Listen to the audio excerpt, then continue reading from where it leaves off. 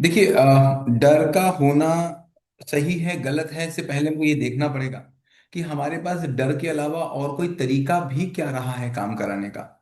आज तक अगर देखेंगे तो डर ही एक तरीका मिला है। बचपन से, चाहे बच्चे से कराया जाए, बड़े से कराया जाए, धर्म के नाम पर, समाज के नाम पर, हर जगह डर ही नाम की तो चीज रही है। और अगर कहीं डर ही खत्म हो गया तो इस बात का डर होना चाहिए कि नहीं कि कहीं डर ना खत्म हो जाए। तो ये डर ही है इस बात का कि कहीं डर ना खत्म हो जाए। क्योंकि डर खत्म हो गया तो फिर काम ना खत्म हो जाए, क्योंकि जो काम हो रहा था वो हो ही डर के कारण रहा था। तो जो मेन रूट था वो डर था, समझ तो थी नहीं।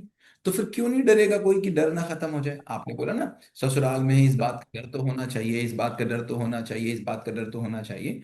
तो कहने का मतलब क्या हुआ? कहने का मतलब ये हुआ कि अगर डर खत्म हो गया तो लोगों को डर है कि डर खत्म होने की वजह से जो पूरा ढांचा बना हुआ है कहीं वो ढांचा टरमरा चरमरा के न गिर जाए। तो जो पूरा ढांचा अगर डर के कारण खड़ा हुआ है, तो फिर डर के हटने पर वो चरमरा के गिर जाएगा, तो इस बात का डर तो रहेगा कि डर ना खत्म हो जाए, है ना। हाँ सर। तो फिर अब बात रही डर की। तो आखिर कोई भी डर अगर मेरी जिंदगी में है, इसका मतलब है उस काम को करने की समझ मेरी जिंदगी में नहीं है। अगर डर और समझ दो एक साथ रह कैसे सकती हैं? एक म्यान में दो तलवारें हो नहीं सकती हैं। या तो डर रहेगा या समझ रहेगा। अब अगर मुझे समझ है तो फिर डर किस बात की, और डर है तो फिर समझ किस बात की। हाँ सर। ठीक है। हाँ सर। लेकिन ना पेरेंट्स को, हर एक पेरेंट्स को रहता है कि अपने बच्चे पर लेकर, उनका करियर को लेकर, उनके फ्यूचर को लेकर कहीं हम कहीं गलती ना कर ले रहे हैं अपने बच्चों के लेकर उनके लाइफ में। तो वो डर तो रहता है पेरेंट्स में, डर कहीं रहता हमारे वजह से है। कुछ ना हो जाए बच्चे को करके। डर रहता है प्लानिंग की कमी के कारण। डर रहता है श्योरिटी ना होने के कारण। अगर आपको पहली बार कहीं जाना है, पहली बार कहीं जाना है, किसी से मिलने के लिए जाना है, तो आपको डर रहता है। क्यों? क्योंकि वो पहली पहली बार कर रहे होते हैं, आपकी प्लानिंग पर आपको विश्वास नहीं होता है, अपने ऊपर विश्वास की कमी होती है। तो चूंकि हमारे अंदर विश्वास की कमी है, हम ये देख रहे हैं कि हम ही सफल नहीं हो पा रहे हैं, हम ही देख रहे हैं तो हम ही अपने आप को सफल बोल नहीं पा रहे हैं। हमको ये लगता है हम तो ये कर नहीं पाए। आसपास के लोगों को देखते हुए लगता है कि आसपास के लोग भी नहीं कर पाए। फिर हमको लगता है कहीं ऐसा ना हो मेरा बच्चा भी ना कर पाए।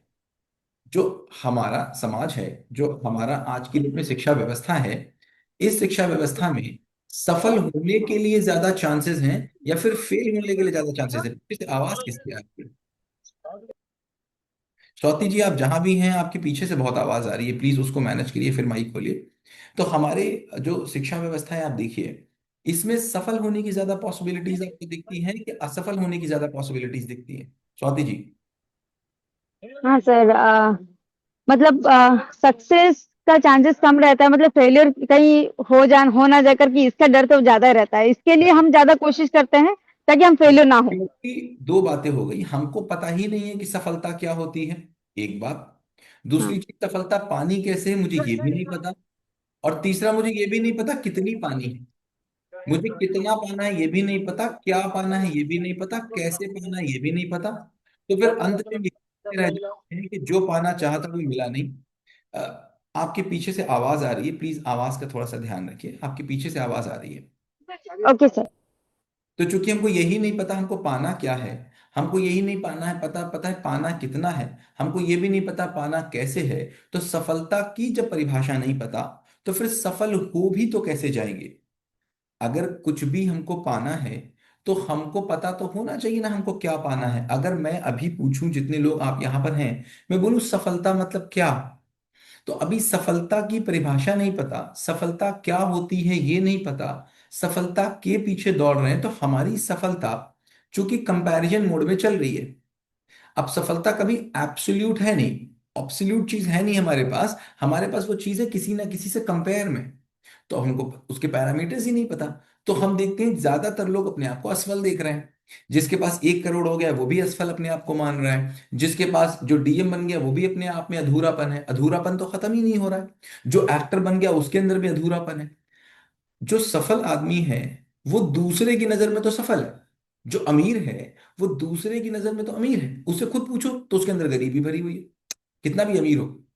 तो किसकी नजर में अमीर है? दूसरे की नजर में अमीर है, उससे पूछो वो बोलेगा मैं तो अभी गरीब हूं, मुझे तो अभी ये पाना है। अगर मुझे अभी ये पाना ही रह गया तो फिर मैं अमीर किस बात का? अगर मुझे ये चीज ही नहीं रह गई तो इसका मतलब मेरे अंदर का अधूरापन खत्म नहीं हुआ। तो सफलता जैसी चीज जब तक हमको पता नहीं होगी, जब तक मेरे बेंचमार्क्स हमको पता नहीं होंगे, तब तक हम सफल हो नहीं पाएंगे। और जब सफल हम हो नहीं पा रहे हैं तो सफलता को लेकर के एक अनिश्चितता है। और हमको दो ही चीजें चाहिए। हमको अंदर से एक निश्चितता और एक निरंतरता, दो चीजें चाहिए। जहां कहीं भी हमको निश्चितता नहीं दिखेगी और जहां कहीं भी हमको निरंतरता नहीं दिखेगी, ऐसी किसी भी जगह हम डरेंगे। डर डर आएगा ही जाएगा। और जैसे ही हमको किसी चीज की निरंतरता दिखेगी, जैसे ही हमको किसी चीज की निश्चितता दिखेगी, हमारे अंदर से डर गायब हो जाएगा। मान लीजिए मकान है मेरा, अगर मुझे पता चल जाए निश्चितता है और निरंतरता है इस मकान की, तो मुझे डर खत्म हो गया। जैसे ही मुझे पता चलेगा कोई सीलिंग होने वाली है, कोई ऐसी प्रॉपर्टी पे ये होने वाला है, मकान ये जा सकता है, डर चालू हो गया है। मुझे मेरी कार को लेकर के अगर निश्चितता और निरंतरता है, डर नहीं आएगा। जैसे ही निश्चितता और निरंतरता मेरे अंदर से गई, डर चालू हो जाएगा। मुझे मेरे बच्चे को लेकर के, मेरी जॉब को लेकर के, क्योंकि अंदर से हमको एक ही चीज चाहिए, क्या निश्चितता और क्या निरंतरता। अब चूंकि अंदर से चाहिए निश्चितता और निरंतरता, अंदर से जो मेरी बेसिक डिमांड है, वो डिमांड है निश्चितता और निरंतरता की। और वो चाह हम किस चीजों से रहें, जो खुद में निश्चित नहीं है, खुद में निरंतर नहीं है। अब अगर मैं इस पेन से निश्चितता और निरंतरता की बात चाहूं तो मिल कैसे सकती है? ये पेन तो खुद बदल जाएगा थोड़े दिन में। अगर मैं चाहूं उन चीजों से जो खुद में बदल रही हैं, खुद में स्थिर नहीं है, उनसे मैं स्थिरता और निरंतरता चाहूं, इसका मतलब मेरी चाह जिस जगह से होनी चाहिए उस जगह से है नहीं। तब मेरी चाह तो जो है वो जगह उसको फिक्स मिल नहीं पा रही है, तो डर मिल रहा है। समझ में आया कुछ? सर एक बात समझ में नहीं है, निरंतरता का मतलब क्या है? निरंतरता मतलब कॉन्टिन्यूटी। आई वॉन्ट, अच्छा मुझे बताओ, मुझे क्या चाहिए? जैसे जो भी आपकी बेसिक नीड्स हैं, हाँ। वो कैसी चाहते हो? निरंतर चाहते हो या कभी कभी चाहते हो? निरंतरता। जैसे अपना बच्चा निरंतर अपने साथ चाहते हो कि कभी कभी अपने साथ चाहते हो? नहीं, हमेशा निरंतरता। कभी कभी अपने साथ चाहते हो कि निरंतर चाहते हो? निरंतरता। मकान कभी कभी चाहते हो कि निरंतर चाहते हो? नहीं, परमानेंटली। कहने का मतलब है अंदर से चाह किस चीज की है? हमको निरंतरता की चाह है। इसीलिए हर एक चीज, जो भी चीज मुझे चाहिए होती है, हमेशा हम निरंतर चाहते हैं। तभी हम लोग क्या कहते हैं, यार एक बार काम करा लो ना, परमानेंट करा लो यार, ये बार बार वाला झंझट मत करो। कहते हैं कि नहीं कहते? Yes sir. तो क्यों ये बात बोली जा रही है? क्योंकि मेरे अंदर परमानेंसी की तलाश है, मेरे अंदर से कुछ है जो परमानेंट की तलाश है उसकी। उसको पता है कि मैं परमानेंट हूं और उसको परमानेंट की ही तलाश है। अब चूंकि परमानेंट की उसकी तलाश पूरी नहीं हो पा रही है, क्योंकि परमानेंट क्या है उसको ये समझ में नहीं आ रहा है, इसलिए जो चीजें उसको समझ में आ रही है उसको परमानेंट कर लेना चाह रहा है। समझ में आ रही बात? Yes sir. तो फिर उसके अंदर डर पैदा हो जा रहा है। तो ये तो एक तरीके का डर हो गया, जब हमको चीजों को लेकर के डर है। चीजों को लेकर के कहीं ये चला ना जाए, कहीं ये आ ना जाए। अब जैसे उम्र को लेकर के डर है, क्योंकि मैंने अपने आप को स्वीकारा है कि भाई मैं सच्चाई तो स्वीकारी नहीं। सच्चाई स्वीकारेंगे तो पता चलेगा कि जो मेरा शरीर है ये बूढ़ा भी होगा, बाल सफेद भी होंगे, झुर्रियां भी पड़ेंगी, आंखें कमजोर भी होंगी। ये अगर इसका नियम स्वीकार हो जाए, Recording in progress. अगर इसका नियम स्वीकार, ये आवाज एको होके वापस आ रही है मेरे पास, हाँ। अगर इसका नियम रूप में ये स्वीकार हो जाए तो समस्या खत्म हो जाए। लेकिन मुझे ये बॉडी नियम रूप में स्वीकार नहीं हो रही है। मुझे जैसी पसंद है, मुझे पसंद है जवान बॉडी। अब मुझे जवान बॉडी पसंद है और मैं जवान बॉडी की निरंतरता चाहता हूं। तो मुझे डर लगा रहता है मैं बूढ़ा ना हो जाऊं, मेरे कहीं चेहरे पे झुर्री तो नहीं आ गई, कहीं मेरे बाल तो सफेद नहीं हो गए। क्यों? क्योंकि निरंतरता मुझे चाहिए थी। और निरंतरता में मैं अपने अपने आप को क्या मान लिया? अपनी पहचान शरीर से मान ली। तो शरीर की निरंतरता मुझे चाहिए होने लग गई, तो फिर उसके प्रति डर आ गया मेरे लिए। समझ में आ रही बात? हाँ सर। करेक्ट। तो डर समझ में आया क्या है? Yes sir. क्या समझ में आया? डर क्या है बताओ, समझाओ डर क्या है। जब किसी चीज पर मतलब कुछ विश्वास ना हो कि हम ये कर पाएंगे या नहीं कर पाएंगे, तो वो डर रहता है अंदर कि मतलब आगे क्या होगा हमें पता नहीं हो। तब जब हमें समझदारी होगा खुद पे कि हम ये कर लेंगे, कॉन्फिडेंस होगा, तो डर नहीं रहेगा वहां पर। ठीक है, चलो नेक्स्ट। सर नमस्ते। नमस्ते, सर कैसी सर हैं? मुझे इसी से रिलेटेड कुछ पूछना था। बताओ। सर ऐसा क्या है जो निश्चित है और निरंतर है फिर? मैं निश्चित हूं, मैं निरंतर हूं, ये अस्तित्व निश्चित है, अस्तित्व निरंतर है। अगर मैं इस अस्तित्व को समझ जाता हूं, मैं खुद को समझ जाता हूं, इस अस्तित्व में अपनी भूमिका को समझ जाता हूं, अस्तित्व भी निश्चित है, निरंतर है, मैं भी निश्चित हूं, मैं निरंतर हूं, मेरी जो नीड है वो भी निश्चित है, निरंतर है। मेरी नीड क्या है? मेरी व्यक्तिगत नीड, अगर पर्सनल नीड देखो तो क्या है? मैं, जब मैं निरंतर की, सुख है। मेरी नीड है निरंतर सुख, मेरी नीड है निरंतर विश्वास, मेरी नीड है निरंतर सफलता, मेरी नीड है निरंतर सम्मान, मेरी नीड है निरंतर जीत। जीतना ही हम्म चाहते, हारना नहीं चाहते। हम कभी हम्म हारना नहीं चाहते, जीतिए। लेकिन हाँ। कब? हम अगर हार के भी तो हमको जीत लगती है। जैसे अपने बच्चे से कभी आप जीतना चाहोगे क्या? नहीं। अब सोचो, अगर आपके साथ एक 2 साल का बच्चा दौड़ रहा है, आप दौड़ रहे हो 2 साल के बच्चे के साथ में, अगर 2 साल के बच्चे के साथ में आप दौड़ रहे हो, तो कभी आप ये लगेगा कि आप नहीं, आप जीत जाओ और उसको हरा दो, या फिर आपको लगेगा नहीं, उसको जीत जाने दो, मैं हार जाता हूं? क्या करोगे आप अगर 2 साल के बच्चे के साथ दौड़ोगे तो? अपना हो, मोस्टली जीत जाने देंगे उनको। पराये का होगा तो भी जीत जाने दोगे, अपना होगा तो भी जीत जाने दोगे। मान लीजिए आप साइकिल चला रहे हो, एक 5 साल का बच्चा आपके साथ साइकिल चला रहा है, और मान लीजिए हम्म मोहल्ले का बच्चा है, आपका है भी नहीं, आप हम्म जानते भी नहीं हो, और आप हम्म साइकिल चला रहे हैं, तब तक आपने देखा वो पीछे से आ रहा है बच्चा 5 साल का, और बहुत तेजी से चला रहा है और आगे निकलना चाह रहा है आपसे। हम्म, अब बताओ, आप उसको आगे निकलने दोगे कि नहीं निकलने दोगे? निकलने देंगे। क्यों निकलने दोगे? क्योंकि जीतने की इच्छा नहीं है वहां पर। ना, क्योंकि आपको हाँ पता है आप जीते हुए हो। हाँ, पहले से ही पता है कि आप जीते हुए। करेक्ट। करेक्ट। जो हारा हुआ होता है वो जीतने की कोशिश करता है। जिसको पहले से शंका होती है कि मेरी पहचान मेरे जीतने से है, और उसको लगता है कि मैं हारा हुआ हूं, और जीतना मेरी पहचान है, तो फिर वो क्या करता है? वो जीतने की कोशिश में लग जाता है। हम्म। तो जिसको जीना नहीं आता है वो जीतना शुरू कर देता है। ओके। समझ में आ रही बात? अब हम्म आपके साथ ही अभी कोई हाई स्कूल का बच्चा है, और वो मान लीजिए इंग्लिश के आप टीचर हो, और हाई स्कूल का बच्चा बैठ के आए और टीचर कुछ लिखने लग जाए आपके साथ, तो आप उसको जीत जाने दोगे बहुत आसानी से, आपको कुछ नहीं लगेगा, कोई दिक्कत नहीं है, हम्म आप जीत जाने दोगे उसको। हम्म क्यों? क्योंकि आपको पता है मैं जीता हुआ हूं। हम्म अब आपकी पहचान उससे तेज होने पे नहीं है, तो हम्म हमको हमारी पहचान की क्राइसिस है। हमको अपनी आइडेंटिटी नहीं है, हम अपने को नहीं पहचान पा रहे हैं, इसीलिए मेरी पहचान मेरी चीजों से हो रही है। हम्म अब जब मेरी पहचान जीतने से है, किसी के देखो, जिसका एब्सोल्यूट पैरामीटर होगा, जिसका एब्सोल्यूट पैरामीटर होगा उसमें कहीं कंपटीशन नहीं होगी। जिसका absolute absolute parameter parameter, means. जैसे मान लीजिए आप कितनी चपाती खाते हैं? दो। 2। कोई आपके सामने 4 चपाती खाए तो क्या आपको जलन होगी उससे? नहीं होगी ना। आपको ये हम्म, लगेगा कि नहीं, मैं 4 नहीं खाती हूं तो मैं इससे कमजोर हूं, मैं तो इससे छोटी हूं, मैं तो, मेरा तो सम्मान कम हो गया, ऐसा कभी लगेगा क्या? नहीं। नहीं। मान लीजिए आपको ये बात समझ में आ जाए कि आपको गद्दे पे नहीं सोना है, आपको तख्त पे सोना है, हार्ड सरफेस पे हम्म सोना है, तो तकिया नहीं हम्म लगे। हम्म ठीक है? हम्म हम्म बगल के घर में कोई मोटे गद्दे पे सोता है, हम्म, क्या उसको देख करके आपको कोई छोटापन लगेगा?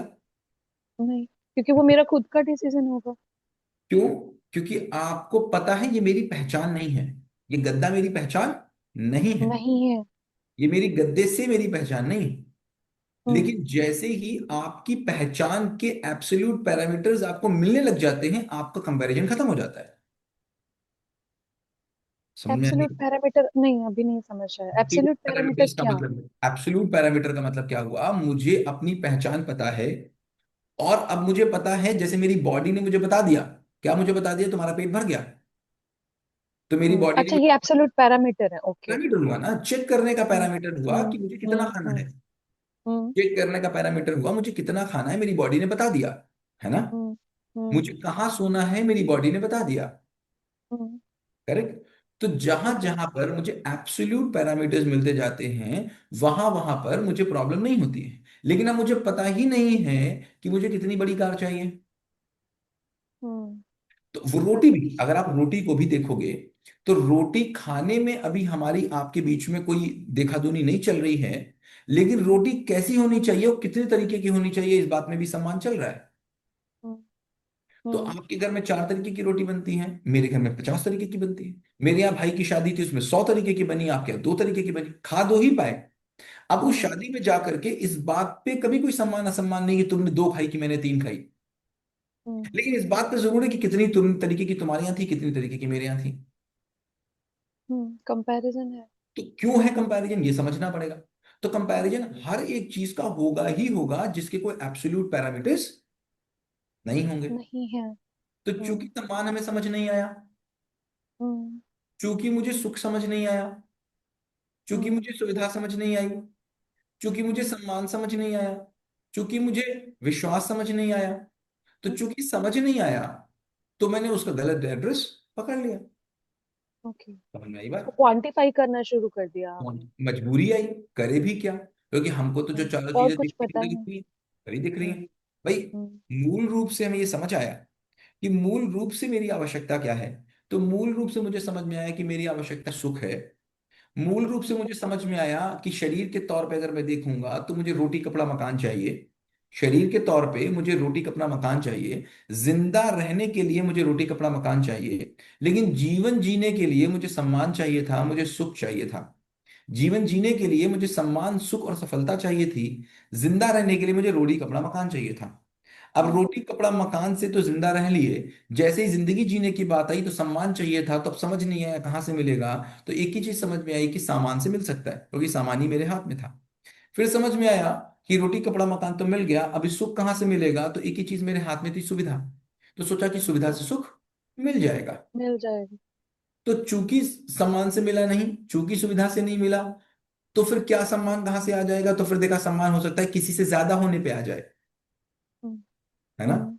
फिर हम्म। अंदर से क्या चीज चाहिए थी, निरंतरता और निश्चितता चाहिए थी। हम्म। अंदर एक ही चीज चाहिए थी, निरंतरता और निश्चितता।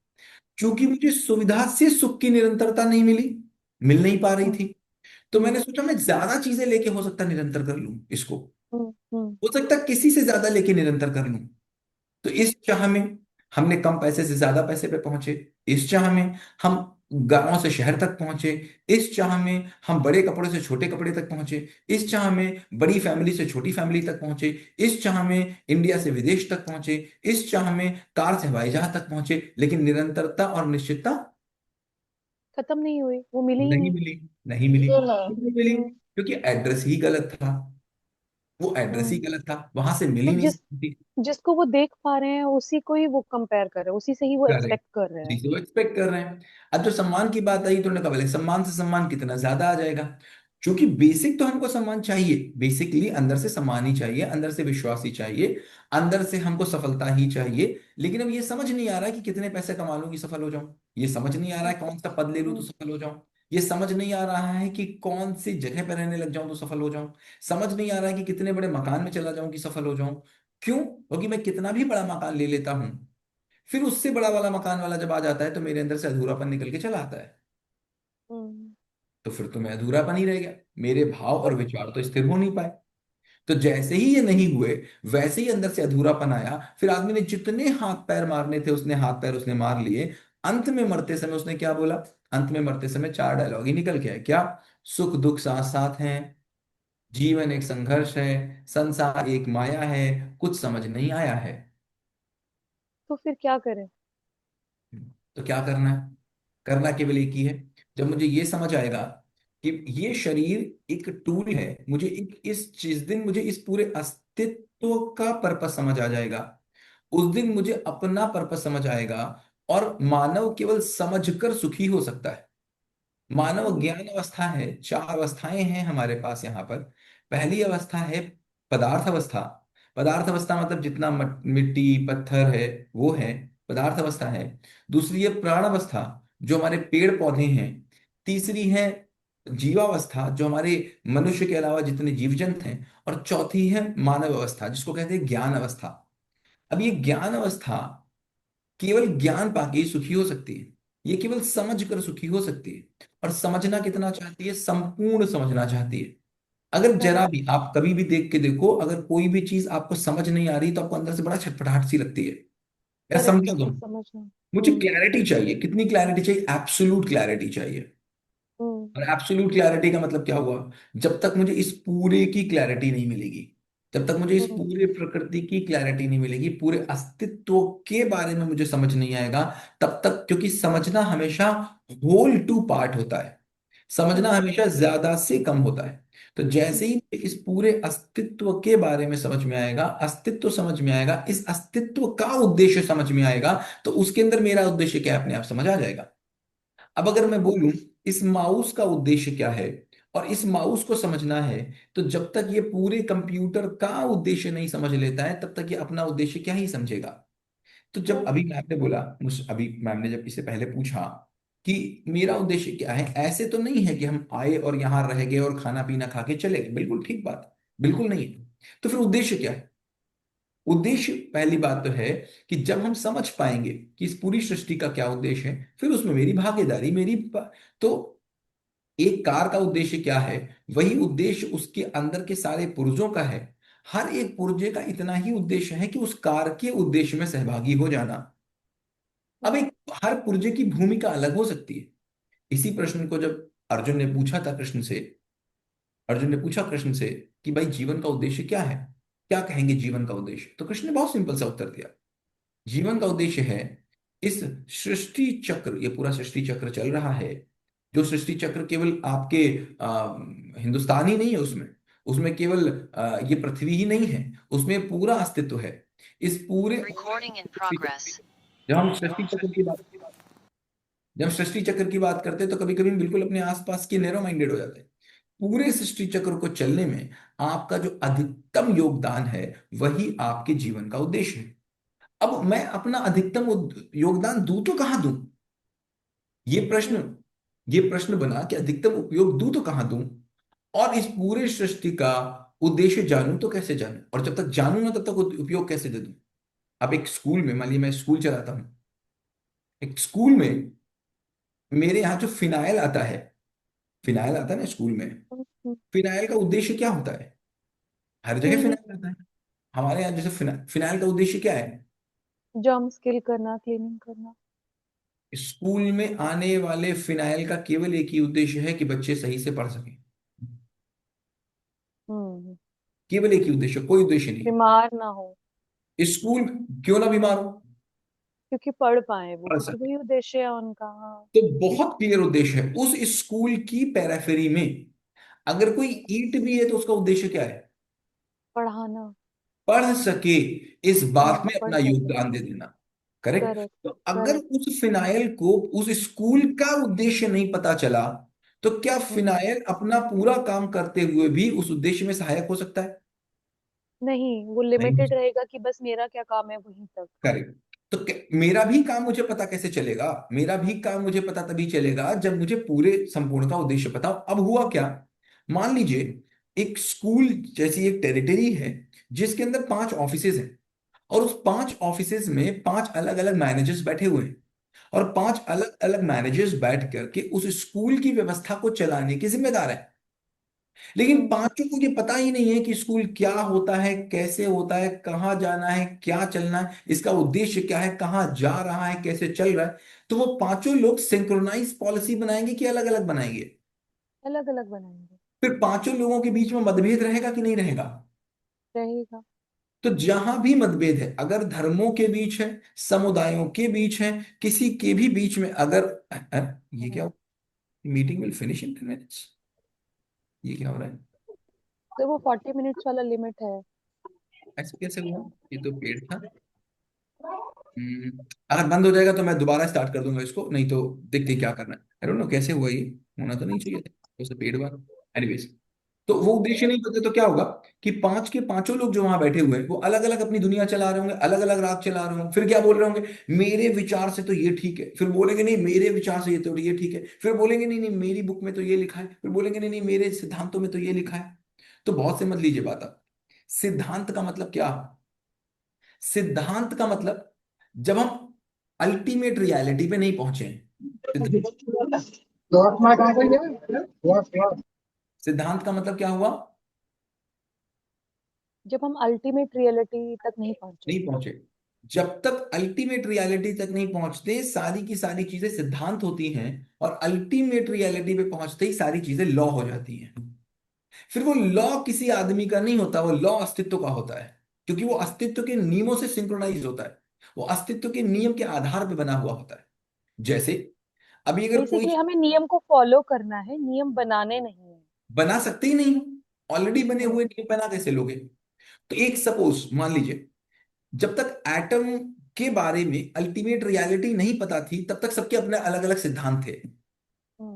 और लोग लड़ सकते थे आपस में एक दूसरे से, बिल्कुल लड़ सकते थे, बिल्कुल लड़ सकते थे आपस में एक दूसरे से। लड़ाई हो रही है आपस में, इस बात का मतलब क्या हुआ? नियम नहीं पता। इसका मतलब है नियम नहीं पता और असली उद्देश्य नहीं पता, असली चीज नहीं पता। और असली चीज पता चल जाएगी तो क्या लड़ाई रह सकती है? नहीं रहेगी, क्योंकि सबका रहेगी एक नहीं। ही हो जाएगा। लड़ाई हो रही है, मतभेद हो रहा है, इसका मतलब ही यही है कि सच्चाई अभी नहीं पता। नहीं पता। अगर आज एटम की सच्चाई पता चल गई है तो अब एटम के लॉ है, नियम है, या एटम के सिद्धांत हैं? एटम के सिद्धांत लॉ। है और हम उस लॉ को फॉलो कर रहे हैं।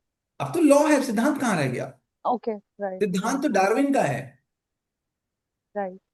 सिद्धांत तो डार्विन का है, उसको पता नहीं चल रहा है अभी, तो वो सिद्धांत है। लॉ का मतलब क्या, ऐसे ही होता है। जब तक ग्रेविटी नहीं बनी थी उससे पहले ऊपर से लोग क्यों नीचे ही गिरते हैं, इस बात को लेकर के लोगों की अलग अलग रिसर्च और रिपोर्ट होंगी, होंगी कि नहीं होंगी? बिल्कुल।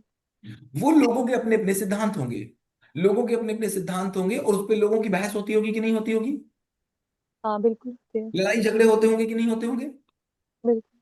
मतभेद होते होंगे कि नहीं होते होंगे? हम्म। हो सकता है कोर्ट में केसेस भी चलते हों, हम्म। हो सकता है उनके अलग अलग लोगों के फॉलोअर्स भी बन गए हों, हम्म। जो कहते हो नहीं मैं तो इस वाले सिद्धांत को मानता हूं, उसके नारे भी लगाते हो। करेक्ट। होते हो ना? नारे भी लगा हम्म। सकते हैं, झंडा भी बुलंद करते हो सकता, किसका, कि भैया हम्म। इसका वाला झंडा। और फिर ये भी कहते हो मेरा वाला तुमसे अच्छा, ये भी कहते हो। हम्म। क्योंकि सिद्धांत मेरे तुम्हारे होते हैं, सच्चाई अस्तित्व की होती है। हम्म। तो जब तक आपको दिख रहा है कि धर्मों में लड़ाई है, इसका मतलब है एब्सोल्यूट रियलिटी नहीं देखी है, डर और आस्था के नाम पर काम चल रहा है। हम्म। वरना एक ही तो सच्चाई है जिसको सारे धर्म अलग अलग तरीके से बता रहे हैं। करेक्ट। अगर एक ही सच्चाई है, और अगर एक ही सच्चाई को लोग देखेंगे तो एक ही तरीके से देखेंगे कि अलग अलग देखेंगे? सच्चाई अगर एक है तो वो एक ही दिखेगी कि अलग अलग दिखेगी? जैसे जिस दिन एक ही चंद्रग्रहण, दिखेगी। एक ही दिखेगी। भाई चंद्रमा सबको एक दिखता है कि अलग दिखता है? एक ही दिखता है। हम्म। हम्म। भाई चंद्रमा सबको एक ही दिखता है, तो सच्चाई हम्म। सबको एक ही दिखेगी। अगर एक ही सच्चाई है, असली में तो एक ही सच्चाई होगी ना, असली में तो दो नहीं बिल्कुल। होगी। ठीक बिल्कुल। है ना? एक ही हम्म। सच्चाई होगी। उसको अगर 5 लोग देखें या 500 लोग देखें, एक ही दिखेगी कि अलग दिखेगी? एक ही एक जैसी ही दिखेगी। दिखेगी। तो अगर एक ही दिखेगी तो सब लोग एक ही बात करेंगे कि अलग करेंगे? एक ही बात करेंगे। अगर सब अलग कर रहे हैं इसका मतलब क्या हुआ? कि एब्सोल्यूट ट्रुथ नहीं पता। नहीं पता। हम्म। असली चीज या तो देख नहीं पा रहे हैं, या असली पता नहीं है, या फिर ऐसा नहीं मैं कह सकता, कहना चाहता कि पता नहीं है। देखो, असली चीज कभी किसी को पता रही होगी, लेकिन वो इतनी डाइल्यूट हो गई है कि आज आते आते केवल डोज एंड डोंट्स में बदल गई। हम्म। आज आते आते इतनी डाइल्यूट हो गई कि डूज एंड डोंट्स में बदल गई। तो आज एक बार जब ये तर्कपूर्ण जमाना हो चुका है, तो ये जरूरी है कि तर्कपूर्ण तरीके से हमको फिर से एक बार पता चले कि क्या चीज है, रियलिटी क्या है, मैं क्या हूं, अस्तित्व क्या है, करना क्या है। जैसे ही ये पता चलेगा, रियलिटी पता चलेगी, वैसे ही हमारी चीजें स्थिर होने लग जाएंगी, निरंतरता मिलने लग जाएगी, निश्चितता मिलने लग जाएगी, सुख मिलने लग जाएगा, शांति मिलने लग जाएगी, सफलता मिलने लग जाएगी, विश्वास मिलने लग जाएगा। क्योंकि विश्वास किस पर होता है? विश्वास निरंतरता पर होता है, विश्वास निश्चितता पर होता है ना? बिल्कुल। अगर निरंतरता और निश्चितता ही नहीं है तो क्या विश्वास हो सकता है? नहीं होगा। तो हमें आज की डेट में लोगों पर विश्वास क्यों नहीं हो रहा है? क्यों विश्वास कम होता चला जा रहा है? क्योंकि हमें लग रहा है कि वो एक जैसे नहीं रहते हमेशा। निरंतर, कॉन्टिन्यूटी नहीं है। वो क्यों निरंतरता दिन पर दिन कम होती चली जा रही है? क्योंकि दिन पर दिन पुराने किए हुए काम को हम रिजेक्ट कर रहे हैं, कि पुराने किए हुए काम से बात बन नहीं रही है। तो दिन पर दिन हमको नई चीजें चाहिए और पुराने से बड़ी चाहिए। हम्म। पहले मेरा काम चल जाता था एक कार से, अब कार से काम नहीं चलता है तो उड़ने वाली कार, उड़ने वाली कार से काम नहीं चलेगा तो पता चला अब अगर मैं एडवेंचर, जो एडवेंचर्स है, एडवेंचर्स का मतलब क्या हुआ? आज जाके एडवेंचर कर रहा है आदमी, 25,000 फुट से कूदने की बात कर रहा है, समुद्र के अंदर चलने की बात कर रहा है। क्यों? उसको लग रहा है कुछ यहां नया नहीं चाहिए। मिला, यहां नहीं मिला, हो हम्म। सकता है वहां मिल जाए, हो सकता हम्म। हम्म। है यहां निश्चितता हम्म। मिली, यहां निरंतरता नहीं मिली, हो सकता है वहां मिल जाए। हम्म। तो क्यों हो रहा है? अब कहते हैं आज से 200 साल पहले लोग मोर सेटिस्फाइड थे आज से, तो उसका दो कारण है। एक, तर्क कम थे आज से, हम्म। आई हम्म। ऐसी। दूसरा, हम्म। अपॉर्चुनिटी कम थी। तीसरा, उन्होंने जितने काम तब तक वो कर सकते थे वो कर रहे थे, उनको लग रहा था इससे मिल हम्म। जाएगी। आज हम्म। हम कर पा रहे हैं और सुविधा ऐसी हो गई है, तर्क ऐसे हो गए कि उससे और बहुत बड़े कर पा रहे हैं। तो हम हम्म। बड़े करके देख लेना चाह रहे हैं कि हो सकता है और बड़ा करने से कुछ मिल जाए, हो सकता है और बड़ी चीज लेने से कुछ मिल जाए, हो सकता है इस पूरी धरती की रजिस्ट्री मेरे नाम हो जाए तो कोई बात हो जाए, हम्म। हो सकता है इस धरती को छोड़ करके मंगल की भी रजिस्ट्री मेरे नाम हो जाए तो कुछ बात हो जाए। हम्म। क्योंकि निश्चितता और निरंतरता चाहिए। बात को समझ में आ रही है? हाँ, और बिल्कुल। इसका एड्रेस नहीं मिल रहा है तो फिर डर होना लाजमी है। हम्म। डर रहेगा ही रहेगा, फिर कैसे होगा?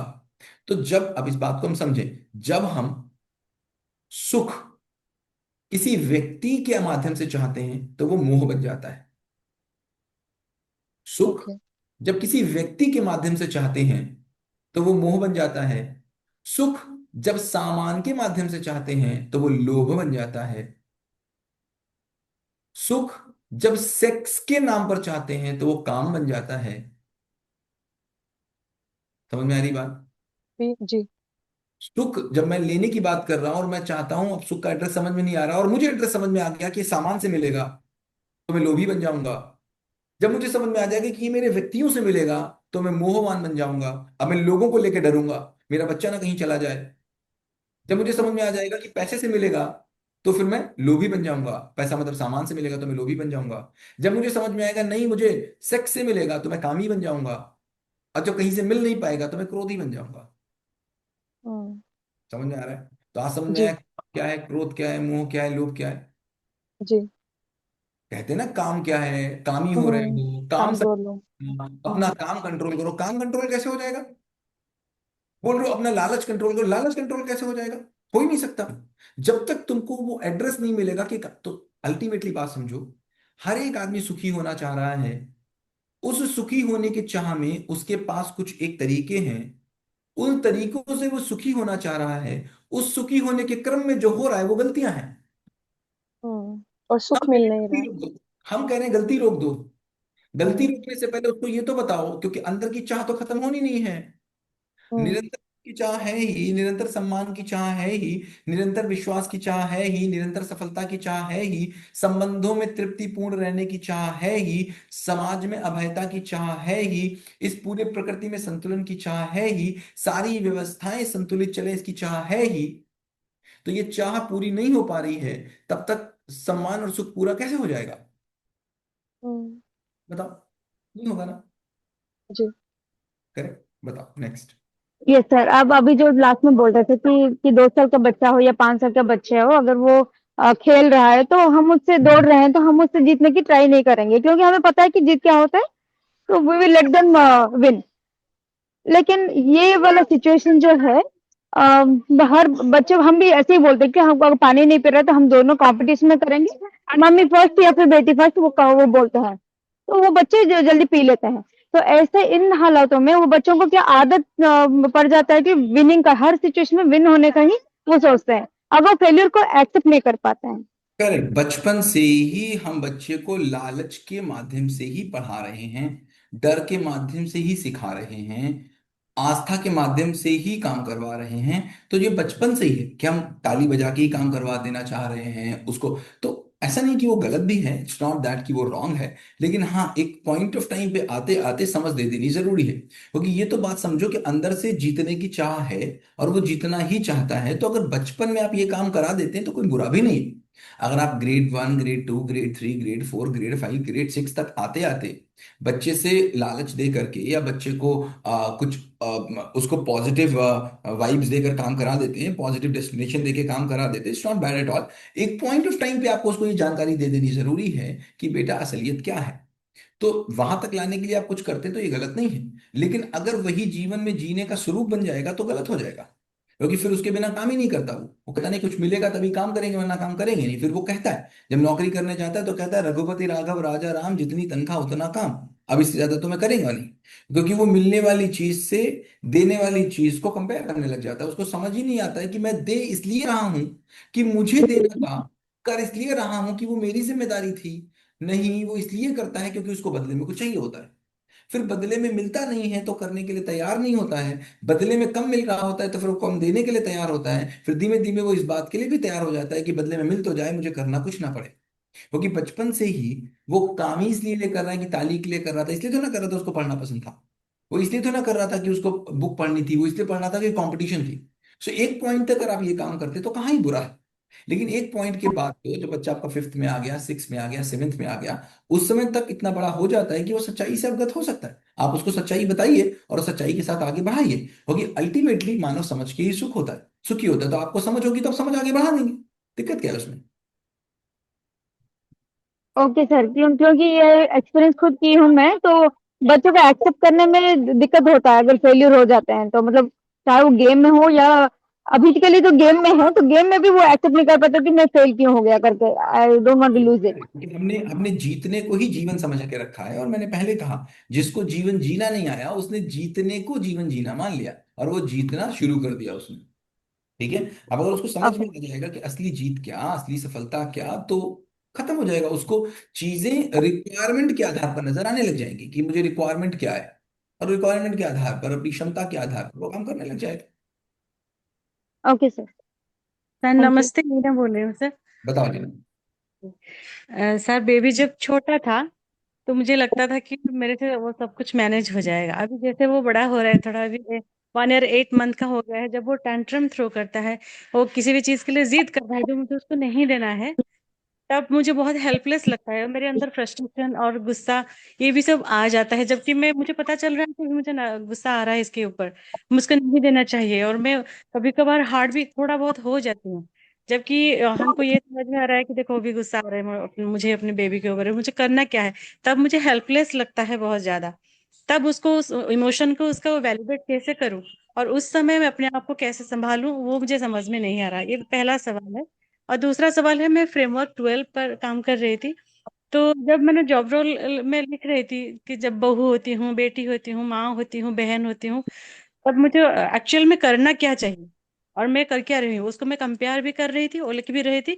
जो सबसे बेस्ट होता है उसी को मैं लिख रही थी। मुझे सेवा करनी चाहिए, मुझे उनकी बातें माननी चाहिए, सब कुछ अच्छा ही अच्छा करना चाहिए, लेकिन मैं कर रही हूँ उससे थोड़ा बहुत अलग तो करी, गुस्सा तो करती हूँ, नाराज भी होती हूँ, चिड़चिड़ापन भी आता है। तो ये सब जब कंपेयर कर रही थी तो मुझे लग रहा था कि अभी ये फ्रेमवर्क किस लिए है। क्या मुझे इस जब रोल को अभी से जीना स्टार्ट कर देना चाहिए या फिर इसको बस रिफ्लेक्ट की तरह, एक रिफ्लेक्शन की तरह मुझे लेना चाहिए। तो मुझे एक्चुअल में क्या करना है, मैंने तो लिख दिया जो लिखना था, लेकिन अब मुझे समझ में नहीं आ रहा कि एक्चुअल में वो फ्रेमवर्क किस लिए है, हमारे क्या पर्पज है उसका, एग्जैक्टली हमको क्या करना चाहिए। बस ये 2 बातें हैं सर। करेक्ट। Thank you. तो करने का अगर हम देखेंगे तो एक बहुत इंपॉर्टेंट चीज हो गई कि भाई हम मानव हैं और हम संबंधों में ही जीते हैं। संभव नहीं है कि हम अकेले कहीं रह पाए, हमको किसी ना किसी के साथ रहना ही पड़ेगा। अगर हम अकेले भी रहेंगे तो अपने साथ रहना पड़ेगा। जब कोई अकेले भी रहता है तो भी वो परेशान होता है अपने ही भाव विचारों से। अपने ही भाव विचार उसको परेशान करते हैं और इतना तक परेशान कर देते हैं कि वो सुसाइड करने चला जाता है। तो इसका मतलब क्या हुआ कि मुझको अपने साथ रहना, मुझे अपनों के साथ रहना आना ही चाहिए, है ना। सर जी सर। अब सिंपल सी बात है, मुझे रहना आना चाहिए। तो रहना अगर आएगा तो कैसे आएगा, हम समझ कर ही कोई काम इस दुनिया में कर सकते हैं। जैसे मोबाइल मुझे अगर चलाना आता है तो कैसे, क्योंकि मैंने मोबाइल को समझा है। मुझे जी कार चलानी आती कैसे, मैंने कार को समझा है। मुझे अगर हवाई जहाज उड़ाना आता है, मैंने हवाई जहाज को समझा है। तो मैं खुद को कब चला पाऊंगा, जब मैं खुद को समझ पाऊंगी। जब मैं भाव और विचार को समझ पाऊंगा, तब जी मैं खुद को चला पाऊंगा। जो खुद को चला पाएगा वही परिवार को चला पाएगा, परिवार में चल पाएगा। जो जी। खुद को नहीं चला पाता है, क्या वो परिवार में चल पाएगा, नहीं सर, क्या परिवार को चला पाएगा। बिल्कुल नहीं।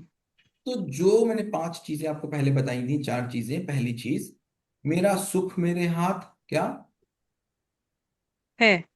मेरा सुख मेरे हाथ, क्या बोला, मेरा सुख मेरे हाथ, मेरा सम्मान मेरे हाथ, मेरा सम्मान मेरे हाथ, मेरी 2 रोटी मेरे हाथ। मेरे 2 रोटी मेरे हाथ। जब तक ये बेसिक तीन चीजें आपके हाथ में नहीं आएंगी, आप ना खुद को चला पाएंगे ना संबंधों को चला पाएंगे। बात समझ आती है? ओके, सुख सुविधा और रोटी। सुविधा नहीं, सुख सम्मान और हाँ, सुख रोटी। सम्मान और रोटी। ये मेरा सुख मेरे हाथ, मेरा सम्मान मेरे हाथ, मेरी दो रोटी मेरे पास। जब तक मेरा सुख किसी और पे डिपेंडेंट रहेगा, अब मैं सुखी तभी हूं जब मेरा पति मुझे सुखी कर दे, मैं सुखी जी तभी हूं जब मेरा बच्चा मुझे सुखी कर दे। जी, तो अगर मेरा पति मुझे सुखी कर सकता है तो क्या वो दुखी कर सकता है कि नहीं कर सकता? हो सकता है सर। कर सकता है। होता है। तो जी। कहने का मतलब है, जब तक मेरा सुख मेरे हाथ, मेरा सम्मान मेरे हाथ, मेरी दो रोटी मेरे हाथ नहीं है, तो क्या मैं इंडिपेंडेंट हूं? जी नहीं। तो बिना डिपेंडेंट। इंडिपेंडेंट हुए क्या कोई मेरे ऊपर डिपेंडेंट होता है? ये सर। मैं मम्मी पापा बनूंगा, इसका मतलब मेरे बच्चे, मैं अगर शादी करके लाता हूं और मैं ये मानता हूं कि पत्नी मेरे ऊपर डिपेंडेंट है, तो फिर मुझे इंडिपेंडेंट होना पड़ेगा कि नहीं? बिल्कुल सर, हाँ सर। अगर हम दो मिलकर, पति पत्नी मिलकर बच्चे को पैदा कर रहे हैं, तो ये मानेंगे बच्चा हम पे डिपेंडेंट होगा, तो हम दोनों को इंडिपेंडेंट होना चाहिए कि बिल्कुल। नहीं? बिल्कुल होना चाहिए सर, तो नहीं तो। इंडिपेंडेंट की परिभाषा कितना बड़ा मकान और कितने ज्यादा पैसे को माने? ओके। नहीं सर। नहीं माने ना। और हमने इंडिपेंडेंट की परिभाषा क्या मानी? कितना बड़ा मकान, कितना बड़ा कान पैसा, कितना कितनी बड़ी पैसा। नौकरी। Yes sir. अब मुझे बताओ, कितने बड़े मकान में रह के भी आदमी अधूरा अधूरा रहता है कि नहीं रहता? रहते हैं सर, बिल्कुल रहते हैं। जितना बड़ा घर उतना। बहुत पैसा लेकर के भी उसके लड़ाई झगड़े होते कि नहीं होते? होते हैं सर। बहुत बड़े पद पे बैठे लोग भी अपने को गोली मारते कि नहीं मारते? रहते हैं सर। तो क्या ऐसे लोगों को इंडिपेंडेंट बोलेंगे? नहीं सर।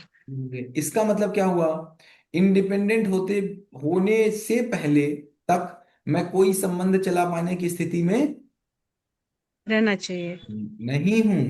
जब तक मैं अभी नहीं। इंडिपेंडेंट नहीं हूं, तब तक मैं रिश्ते चला पाने की नहीं। सक्षम नहीं हूँ। इसलिए हम बच्चे की शादी कब करते हैं?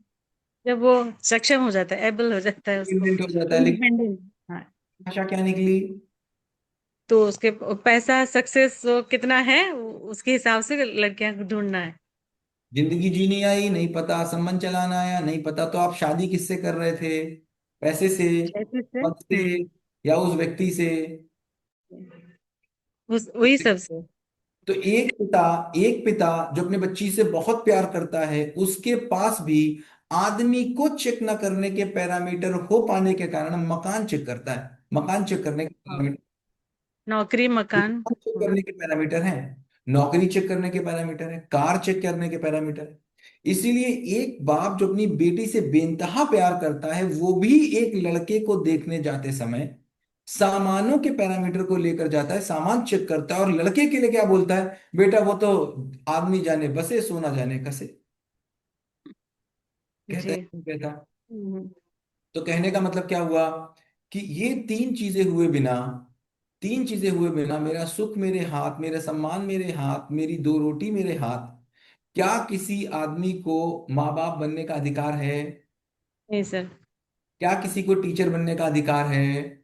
हम्म, तो कितनों के लाइसेंस कैंसिल हो जाएंगे? जी सर। कितनों के लाइसेंस कैंसिल होंगे? कि सबकी हो 99%। जाएगी। कैंसिल हो गए। तो जी ये सर। जो 12वां फ्रेमवर्क है, ये आपको लाइसेंस देने का फ्रेमवर्क है यस सर। कि तो मुझे अपना संबंध लाइसेंस चलाना अपना आना चाहिए। ले लो। आपके हाथ में आपका लाइसेंस ले लो। होना चाहिए। ठीक है। जी। अब हमारी जिम्मेदारी क्या है? एज अ पिता, एज अ माँ हमारी जिम्मेदारी है, एज अ माँ हमारी जिम्मेदारी है, एज अ पिता, एज अ माँ हमारी जिम्मेदारी है कि बच्चा हमारे ऊपर डिपेंडेंट है। अब मैं 18 साल के अंदर, जब तक बच्चा बालिग हो, उस समय तक बच्चे को इंडिपेंडेंट बना दूं। Right sir. अब बिल्कुल सर। जिम्मेदारी मेरे बाबा पूरी नहीं कर पाए, जी या अभी तक की शिक्षा व्यवस्था में, अभी तक की सामाजिक व्यवस्था में ऐसी कोई जानकारी नहीं उपलब्ध थी। जी सर, तो नहीं है। मुझे बताओ, अब मैं क्या करूं? मैं बैठ के रोऊं या काम करूं? जी सर, काम करना चाहिए। काम मैं ऐसा करना। काम करूँ कि बच्चे को इंडिपेंडेंट बना दूं 18 साल में। वाह सर। करेक्ट। तो इंडिपेंडेंट कौन बनाएगा? जो खुद इंडिपेंडेंट होगा या नहीं बना पाएगा? ये और सर, जो जब खुद खुद खुद इंडिपेंडेंट, जब हो। काबिल तो हो। 12th फ्रेमवर्क जो है वो आपको इंडिपेंडेंट बनाने के लिए है कि ओके सर। इंडिपेंडेंट बनो। आप देखो कि आप जहां पर खड़े हो क्या आप तटस्थ हो कि नहीं हो। Okay sir. आप ये को देखना पड़ेगा कि मेरे डिफरेंट रोल्स हैं। हम्म। भाई मैं पति के साथ जाती हूँ, मैं पति के साथ हूँ, पति के साथ मेरे रोल्स हैं। पति कुछ अगर अपने रोलों को नहीं निभा पाता है तो क्या मैं अपने रोलों को निभाने में कहीं 19-20 तो नहीं कर रही हूँ। जी सर। Okay sir. अगर सासू माँ अपने रोल को नहीं निभा पाती हैं तो क्या सासू माँ समझदार लगती हैं आपको। नहीं सर, नहीं लगती तब। तो अगर कोई ना समझ होगा, अगर आपका बच्चा कितने महीने का है, 1 ईयर 8 मंथ। 8 मंथ्स का है, ठीक है। 8 मंथ में अगर वो पॉटी कर देता है बेड पे, या वो जैसे भी पॉटी कर देता है, तो क्या आप उससे नाराज होते हो। नहीं सर। नहीं नाराज होते हो, क्यों नहीं नाराज होते हो।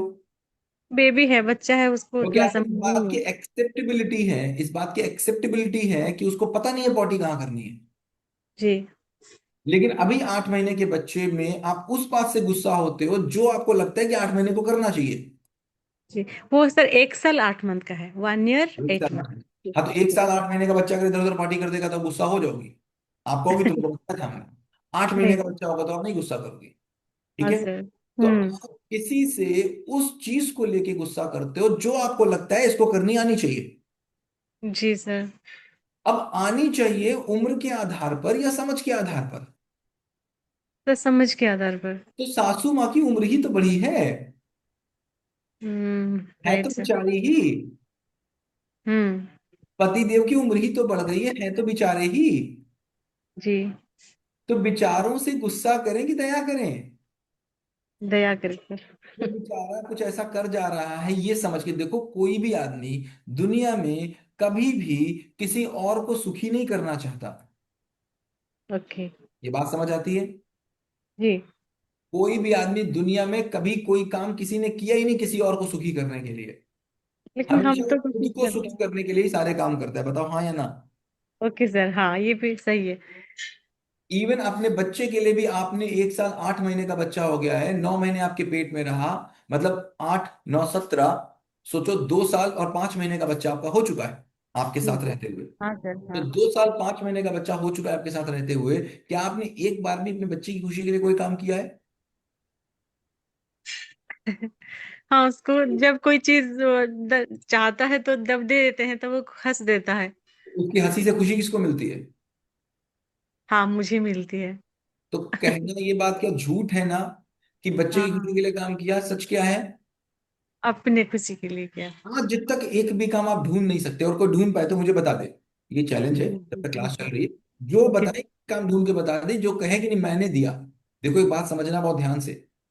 अनावश्यक का त्याग होता है, आवश्यक अपने आप रह जाता है। क्या बोला। अनावश्यकता को त्याग, अनावश्यक जो होता है उसको अनावश्यक का त्याग होता है, आवश्यक त्याग अपने होता है। आप रह जाता है। आवश्यकता अपने आप रह जाता है। क्या बोला। अनावश्यक का त्याग होता है, आवश्यक अपने आप रह जाता है। अनावश्यक क्या होता है फिर, आवश्यकता अपने आप रह त्याग जाता है। होता है, त्याग त्याग त्याग। त्याग, हाँ, अनावश्यकता त्याग होता है और आवश्यकता आवश्यक रह जाती रह है। जाता है। जी। त्याग करना नहीं होता, हो जाता है। तो हो जाता है जी। जैसे मैं बॉर्डर पे गया और बॉर्डर पे जाकर के मैं एक सैनिक हूं, और एक ऐसी जगह आ गई जहां पर दो चीजें थी, या तो देश को बचा सकता था या जान को बचा सकता था। ओके। तो मैंने देश को बचाया नहीं, मैंने जान त्याग दी। ओके। अनावश्यक का त्याग कर दिया, हाँ। आवश्यक को बचा लिया। जी। रात में आपका बच्चा छोटा था, 2 2 घंटे में दूध पीता था, 6 महीने तक आपकी ब्रेस्ट फीडिंग करता था। जी। 6 महीने तक आपको हर 2 घंटे बाद उठना पड़ता था अपनी नींद छोड़ करके, और बच्चे हाँ। को ब्रेस्ट फीडिंग करानी पड़ती थी। हाँ। तो उसमें क्या आप त्याग करते थे। नहीं भैया, अनावश्यक छूट जाता था। कोई त्याग व्याग इस दुनिया में नहीं होता। Okay sir. कोई त्याग त्याग नहीं होता। उस समय नींद अनावश्यक थी और बच्चे को दूध पिलाना आवश्यक था, तो नींद त्याग गई। ओके कोई सर। त्याग इस दुनिया में नहीं है। एक भी बताओ जो त्याग आपने आज तक किया हो। अनावश्यक छूट जाता है अपने आप जो अनावश्यक लगता है। समझ जरूरत आएगी। के हिसाब से, हाँ सर, जब वो अर्जेंसी आता है तो अपने आप वो हो जाता है काम। अनावश्यक छूट जाता है, आवश्यक रह जाता है। रह जाता है। उससे जी। अगर किसी को कोई विरोध हो तो देखो, जो भी मैं बात बोल रहा हूँ हमेशा उसके विरोध में सोचो, ओके। समर्थन में कभी मत सोचो, हमेशा उसके विरोध में सोचो। विरोध में सोचोगे तो कुछ नई बात निकल के आएगी, फिर कटेगी तो बात अंदर तक मेरी जाएगी।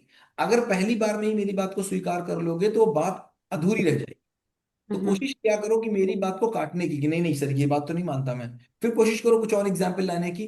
फिर अगर जब कट के मेरी बात आएगी तब वो बात अच्छे से स्वीकार हो जाएगी। तो मैंने दो बातें बोली अभी तक। एक बात क्या, कि पहली चीज, कि कोई भी व्यक्ति ने आज तक पूरे इतिहास में कोई भी काम ऐसा नहीं किया जो किसी और की खुशी के लिए किया हो।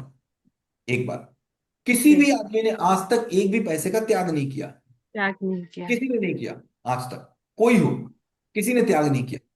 अनावश्यक छूट गया, अनावश्यक छूट गया। ठीक है। हाँ सर। ये दो बातों से सब सहमत है, या कोई इस पे कुछ काटना चाहता है? काटना चाहता है तो बोल सकता है वो। सर इन मुझे दो चीजों लास्ट वाला समझ नहीं आया। केवल इन दो चीजों पे, हाँ बोलो। आवश्यक अनावश्यक का त्याग हो जाता है और आवश्यक रह जाता है। ऐसा हमेशा कैसे, हमेशा तो संभव नहीं है। हमेशा ही यही होता है, चलो हम बताओ। आवश्यक आवश्यक को हम करते हैं ना। ना ना, अनावश्यक का त्याग होता है, जो बचने में रह जाता है वो आवश्यक होता है। नहीं समझ आया।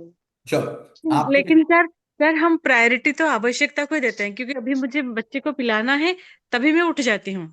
देखो, करने वाले काम ज्यादा हैं कि नहीं करने वाले काम ज्यादा हैं? करने वाले इस ज्यादा। समय आप हमसे बात कर रही हैं तो आप क्या क्या नहीं कर रही हैं? हाँ, काफी बहुत सारे काम कुछ है। काम नहीं कर रही हूँ सर, चल नहीं रही हूँ और दूसरों से बातें नहीं कर रही हूँ, एक जगह बैठी हूँ। तो फिर क्या हुआ, त्यागा ज्यादा कि अपनाया ज्यादा? देखो देखो, प्रायोरिटी की बात हो गई। मेरी बात को समझिए। प्रायोरिटी सर, हाँ जी सर। जब तक हम जब तक हम किसी चीज को त्यागते नहीं है, जब तक मुझे रिजेक्ट मोड नहीं पता है, तब तक सेलेक्ट मोड नहीं होता है। जैसे मुझे बताओ, जब हम साड़ी खरीदने जाते हैं तो हम साड़ी सेलेक्ट करने जाते हैं कि साड़ी रिजेक्ट करने जाते हैं? अभी तक तो यही समझ रहा है कि मुझे सिलेक्शन करना है, मुझे एक अच्छा वाला लेके जाना है। जैसे वो नाम होता है एक दुकान का, सिलेक्शन पॉइंट।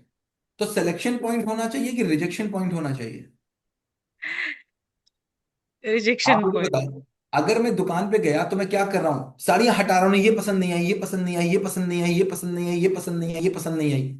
कभी कभी ऐसा होता है कि नहीं होता, कि एक दुकान में गया और साड़ी हटा डाली, कोई पसंद नहीं आई, होता है कि नहीं होता? हाँ सर, होता है सर, जो होता है। साड़ी आप हटा ही नहीं पाते हैं, वो आवश्यकता है। वो सेलेक्ट अपने आप हो जाती है। हम्म। कभी कभी ऐसा होता है दो नहीं हट रही हैं आपसे, यार अब मैं क्या ही करूं, दोनों ही नहीं हट रही हैं, तो क्या होता है फिर? एक को रिजेक्ट करना होता दो है को नहीं और लेते, कभी कभी होता नहीं, एक लेने गए थे दो को ले आए। होता है सर। ठीक है। फिर भी अगर रिजेक्ट करना ही पड़ गया तो किसको रिजेक्ट करते? उनमें से जो कुछ कम पसंद आ रही होती, हाँ, थोड़ा कम रिजेक्ट कर हाँ। देते। तो बची हुई सेलेक्ट हो जाती। इसके उल्टे देख लेते हैं, इसका उल्टा देख लेते हैं। जैसे अगर हम, मान लीजिए सब लोग मुंबई जा रहे हैं किसी शादी में, और हम सब लोग पहुंचे, या आप पहुंचे मुंबई में, एयरपोर्ट से उतरे, आज ही शादी है शाम को 6 बजे आपके किसी रिलेटिव की, 4 बजे मुंबई एयरपोर्ट पे उतरे, 5 बजे उसके घर पे पहुंचे और बैग खोला तो देखा बैग बदल गया। अब उसमें कपड़े की जगह कॉपी किताबें हैं। आप कपड़े खरीदने तुरंत जाएंगे कि नहीं जाएंगे? जाएंगे सर। आप बताओ, सेलेक्ट करने जा रहे हो कि रिजेक्ट करने जा रहे हो? भी तो मूड यही रहता है कि कोई भी अच्छा सा मिल जाए उसे अब तो झट से ले। सेलेक्ट करने जा रहे हो, दुकान से लेके ही निकलोगे। सर। अब रिजेक्शन आपके हाथ में नहीं रहेगा। तो समझना बात को क्या हो रहा है। हो क्या रहा है, जैसे मैं आपसे अभी बात कर रहा हूं और एक कोई फोन आएगा, एक ये फोन आएगा, इस फोन को आते समय मैं इस फोन को अगर उठाता हूं, मैंने इस फोन को उठाया और मैंने उठा के बात करी, तो इसका मतलब क्या हुआ, इस समय पर मैंने अनावश्यक का त्याग किया, आपका त्याग किया, फोन को उठाया। अगर मुझे फोन अनावश्यक लगा तो मैंने फोन को क्या बोला, 10 मिनट के बाद बात करेंगे। कहीं मेरी जिंदगी में ऐसा तो नहीं हो रहा है कि मैं कुछ भी कर रहा हूं, मैं आपसे बात करते करते फोन उठाया मैंने, और मैंने बोला हाँ चाचा जी क्या चल रहा है भाई, और मैं भूल गया इधर क्या चल रहा था। समझ रहे हैं बात? जी तो जी। इसका मतलब है कि मैं जो काम कर रहा हूं वो आउट ऑफ रिजेक्शन आया है कि नहीं आया, अगर मेरा करा हुआ काम जो मैं आज काम कर रहा हूं, अगर ये आउट ऑफ रिजेक्शन नहीं आया है, इसका मतलब है ये एक ट्रेडिशनल प्रोसेस भी हो सकता है, एक फॉलोइंगनेस भी हो सकती है, मैं बिना सोचे समझे भी एक ढर्रे पे चल रहा हो सकता हूं, मुझे पता ही नहीं है और क्या क्या ऑप्शंस हैं, मैं खुद में ही जगा हुआ नहीं हूं, मैं खुद में ही ऑब्जर्वेंट नहीं हूं। Okay sir. इसका मतलब है मुझे और अपॉर्चुनिटीज दिखती ही नहीं है, मुझे पता ही नहीं है और क्या क्या तरीके हो सकते हैं काम करने के। अगर मुझे एक काम को करने का एक ही तरीका पता है, तो या तो वो एब्सोल्यूट है, यूनिवर्सल है, तो बात ठीक है। अगर वो यूनिवर्सल नहीं है, सीखने के क्रम में है, तो मेरे पास कम से कम 2 से 4 तरीके होने चाहिए। जैसे ओके मैं सर। क्लासरूम में पढ़ाने जा रहा हूं और मैं 10 साल का एक्सपीरियंस टीचर हूं। अगर मैं जी। 10 साल का एक्सपीरियंस टीचर हूं, एक साल में मैं 40 बच्चे पढ़ाता हूं, तो मैं आज तक 400 बच्चे पढ़ा चुका हूं। तो मैं जी। जो टॉपिक पढ़ाने जा रहा हूं, उस टॉपिक को पढ़ाने के कम से कम पिछले 10 सालों में मेरे पास 20 तरीके तो होंगे। Okay sir. और अगर मेरे पास पढ़ाने का आज भी वही एक ही तरीका है, इसका मतलब क्या हुआ? फेलियर है सर ये सब। इसका मतलब ये हुआ कि मैंने एक्सप्लोर ही नहीं किया कि नहीं और किया। कौन कौन से तरीके हो सकते हैं, और मैंने रिजेक्ट ही नहीं किया। तो आओ इस बात को सीख लेते हैं आज, एक चीज को सीख लेते हैं इसी क्रम में, कि द बेस्ट देना किसको कहेंगे। कब कहेंगे कि मैंने अपना द बेस्ट दिया? और नोट करिएगा सभी लोग बहुत ध्यान से, हम लोग कहते रहते हैं ना, मैंने अपना द बेस्ट दिया, मैंने अपना द बेस्ट दिया, मैंने अपना द बेस्ट दिया, मैंने अपना द बेस्ट दिया। तो अपना द बेस्ट देने के लिए 4 स्टेजेस हैं, ओके सर। और इन 4 स्टेजेस से अगर हम क्रॉस होके जाएंगे, तभी हम कह पाएंगे कि मैंने द बेस्ट दिया। तो इसका ओके सर। देखिए पहला स्टेज क्या होगा, मुझे बताइए। अगर ये मेरे पीछे एक दीवार है, मुझे इस दीवार को डिमोलिश करना है, हटाना है, ठीक है? और मैं सुबह एक मजदूर लेकर के आया कि भाई इस दीवार को हटा देना। बाई चांस की बात है, मेरा ऑफिस टाइम ऐसा था कि मैंने मजदूर से कहा इसको हटा देना, और मैं चला गया, घर में कोई नहीं था, और मुझे जी। सीधे शाम को 5 बजे आना था, ये मजदूर को भी पता था। हम्म। और मजदूर इतना ईमानदार था कि उसने कहा मालिक तो नहीं है, तो मालिक ये ना होने के कारण वो काम करता ही रहा, और उसने दीवार पे धक्का लगाना शुरू कर दिया, लगा रहा है धक्का, पसीने पसीने हो गया, लेकिन वो धक्का लगा रहा है। वो उसी दीवार हिल नहीं रही है, मालिक शाम को 5 बजे आएंगे, उसको ईमानदारी का पैसा चाहिए, तो उसने खाना भी नहीं खाया, लगा रहा है धक्का, सुबह से शाम तक लगा रहा है धक्का। इवन वो पस्त हो गया, लेकिन फिर भी धक्का लगा रहा है। मुझे बताओ, क्या दीवार हटी होगी? नहीं सर। नहीं। क्या उसने ईमानदारी का काम किया? किया तो है। समझदारी का किया? नहीं। नहीं। तो क्या इस काम को द बेस्ट कहना बोलोगे? नहीं सर। लेकिन वो तो ये कह सकता है ना कि मालिक मैंने तो अपना द बेस्ट दिया, मैंने तो जी। अपना द बेस्ट दिया, मैंने तो जान दे दी, खाने मुर्गे ने जान दे दी खाने वाले को। हाँ मजा सर। नहीं आया। तो भैया उसने द बेस्ट दिया, ऐसे ही लोग जिंदगी भर कहते रहते हैं मैंने अपना द बेस्ट दिया। तो देखते हैं द बेस्ट देने के 4 तरीके क्या हैं।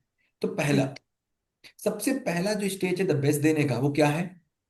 आपको करना है कि नहीं करना है, इस बात का डिसीजन। Okay sir. दारू पीने का द बेस्ट तरीका क्या होगा?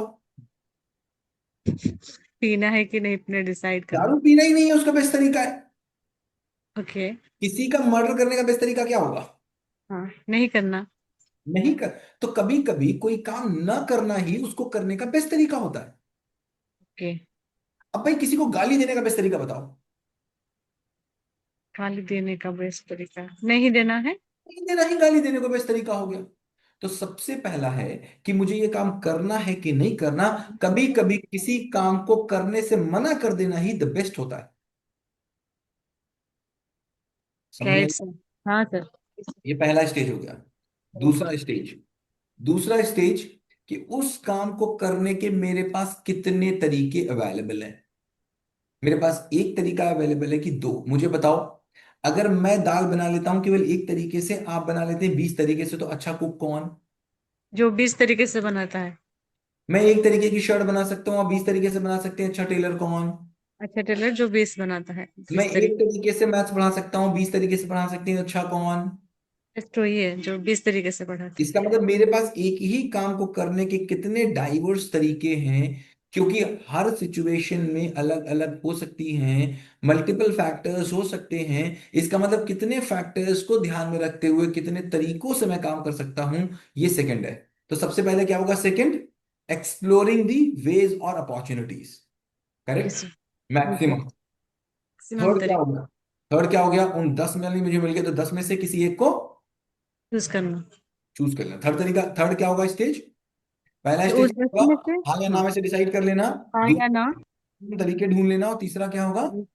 जो सबसे बेस्ट तरीका है उसी को एक्सेप्ट करना। ना, अच्छा। बाकी सबको रिजेक्ट करना। ओके। रिजेक्ट करना। Okay sir. समझ में आ रही है बात? रिजेक्ट करना, this no, I will not do this, this I will not do this. अभी मैंने एग्जांपल बताया ना, कपड़े की दुकान में जाके हम रिजेक्ट करते हैं। हम कभी कपड़ा खरीदने जाते हैं तो शर्ट सेलेक्ट करने नहीं जाते, शर्ट रिजेक्ट करने जाते हैं। जी। किसी शॉप में गए तो हो सकता है मैं लेके ही ना आऊं, हो ओके। सकता है पूरे दिन में शॉपिंग करूं, शर्ट लेके ही ना आऊं। तो शर्ट वो मैं लेके आता हूं जो रिजेक्शन से बच जाती है। सर तब ऐसा होता है कि जब मेरे पास 20 तरीके हैं, उनमें से मुझे जो लगता है बेस्ट है उसको पहले करूं, अगर वो नहीं हुआ तो उसको रिजेक्ट, फिर दूसरा अपनाऊं, रिजेक्ट, ऐसा। दूसरा देखा, करके देखा, मतलब सोचा करके देखा, मतलब मन में करा, करके उनके नहीं नहीं यार ये तो प्रॉब्लम नहीं, इसको हटाओ, ये वाला उन्होंने इसको हटाओ। तो जी हो जी, सकता है, समझो। हो सकता है मैं 10 के 10 तरीके भी रिजेक्ट कर दूं और मैं काम ही ना करूं, मगर नहीं अभी मुझे तरीका ही नहीं मिल रहा, मुझे और ढूंढना है। इसे कहेंगे ओके। इन्वेंशन करना, इसे कहेंगे मेंशन करना। इन्वेंशन करना। अब मैं जी लेने सर। के लिए गया, शर्ट मुझे मिली नहीं, तो मैं क्या किया, मैंने जाकर के एक शर्ट बनाई, मैंने जाके ये किया वो किया, फिर मैंने कहा नहीं भाई, अब मुझे एक शर्ट की फैक्ट्री खोलनी है। ऐसी प्रॉब्लम वाले लोग हजार होंगे, जब वो मैं प्रॉब्लम में होता हूं तो ये भी प्रॉब्लम में होंगे, अब मैं पूरा सेटअप बनाऊंगा ऐसे लोगों की प्रॉब्लम को सॉल्व करने का। ऐसे एक नए पूरे पूरे डायनेमिक्स तैयार हो जाते, होते कि नहीं यस होते? सर। हाँ सर, होता है सर।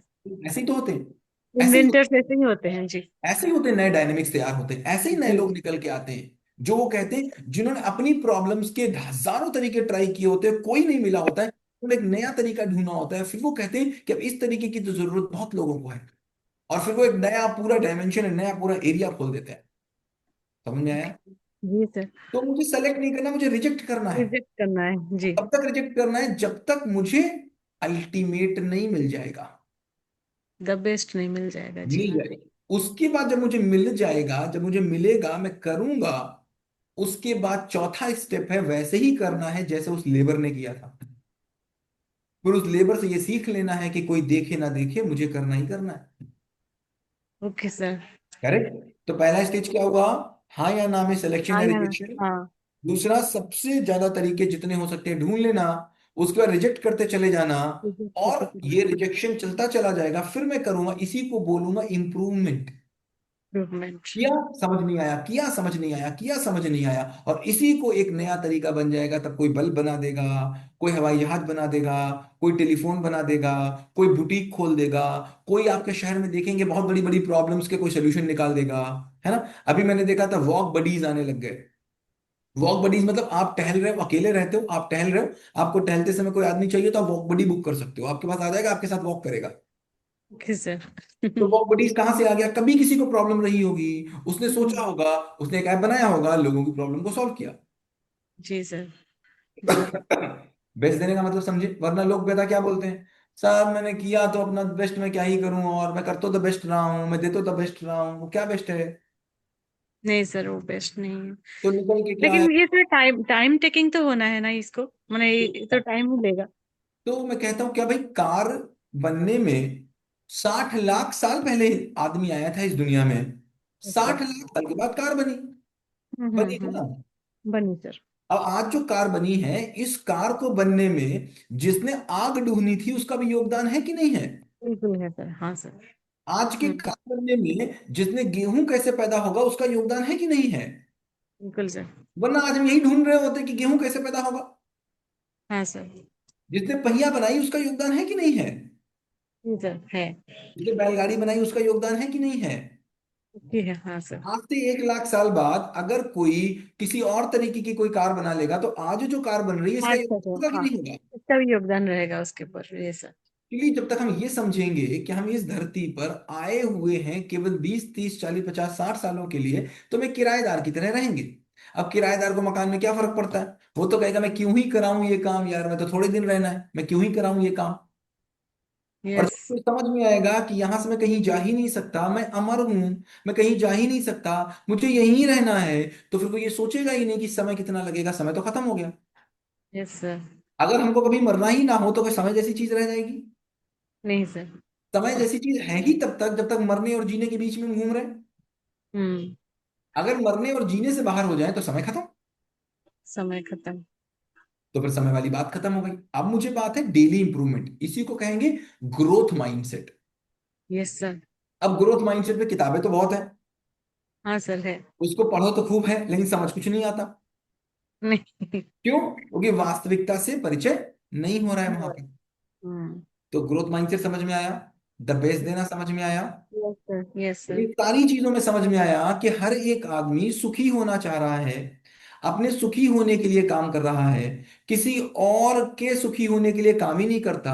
आज तक किसी ने त्याग नहीं किया, जो भी किया अनावश्यक छूट गया, आवश्यक बच गया। तो इससे ये भी समझ में आया फिर कोई आदमी किसी को दुखी भी नहीं करना चाह रहा है, वो सुखी होना चाह रहा है।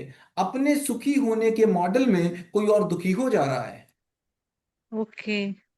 तो फिर फ्रेमवर्क 12 से मुझे समझ आया, फ्रेमवर्क 12 से समझ आया मेरा सुख मेरे हाथ, मेरा सम्मान मेरे हाथ। फिर मुझे समझ आया कि मेरे पति देव जिस बात से मुझे दुखी कर जाते हैं, एक्चुअली दुखी नहीं कर रहे थे, क्योंकि आज तक वो कभी सुखी भी तो नहीं कर रहे थे।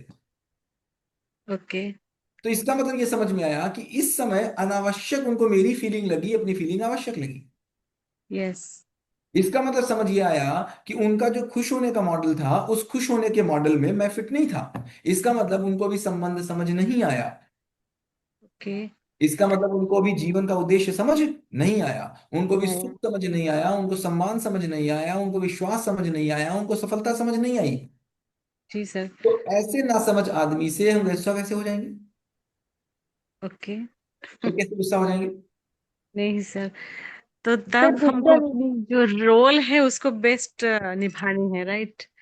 तो मेरा रोल केवल इस बात तक सीमित नहीं है, मेरा रोल इस बात तक सीमित नहीं है कि मैं समझ जाऊं। मेरा रोल इस बात तक जाता है कि मैं समझ जाऊं और सामने वाले को समझदार बना दूं। बना दो।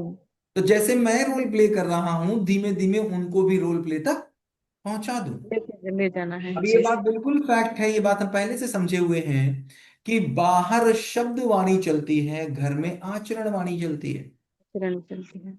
जी सर। बाहर शब्दों में परिवर्तन चल सकता है, घर में आचरण परिवर्तन चल सकता है। अभी आप मेरी बातों को देख करके बहुत खुश हो सकते हैं, आप पता नहीं क्या मेरे मन में इमेज बना लेंगे, लेकिन इसमें अगर कहीं मेरी पत्नी जुड़ी हो तो वो कहेगी अच्छा बेटा कल रात को तो तुम ये कर रहे थे, बात छोटी और काम छोटे। बात समझ ओके। में आ रहा है? हाँ सर। तो वहां पर क्या, किरण जरूरी है। घर में वाणी चलेगी, घर में आचरण चलेगा, बाहर वाणी चल सकती है। जी जी ठीक है। सर। हाँ सर, और वो बेबी को टेंट्रम थ्रो करता है तब उसको वैलिडेट सर कैसे करना, तब मैं अपने आप को क्या, मुझे क्या सेल्फ टॉक करना चाहिए तब?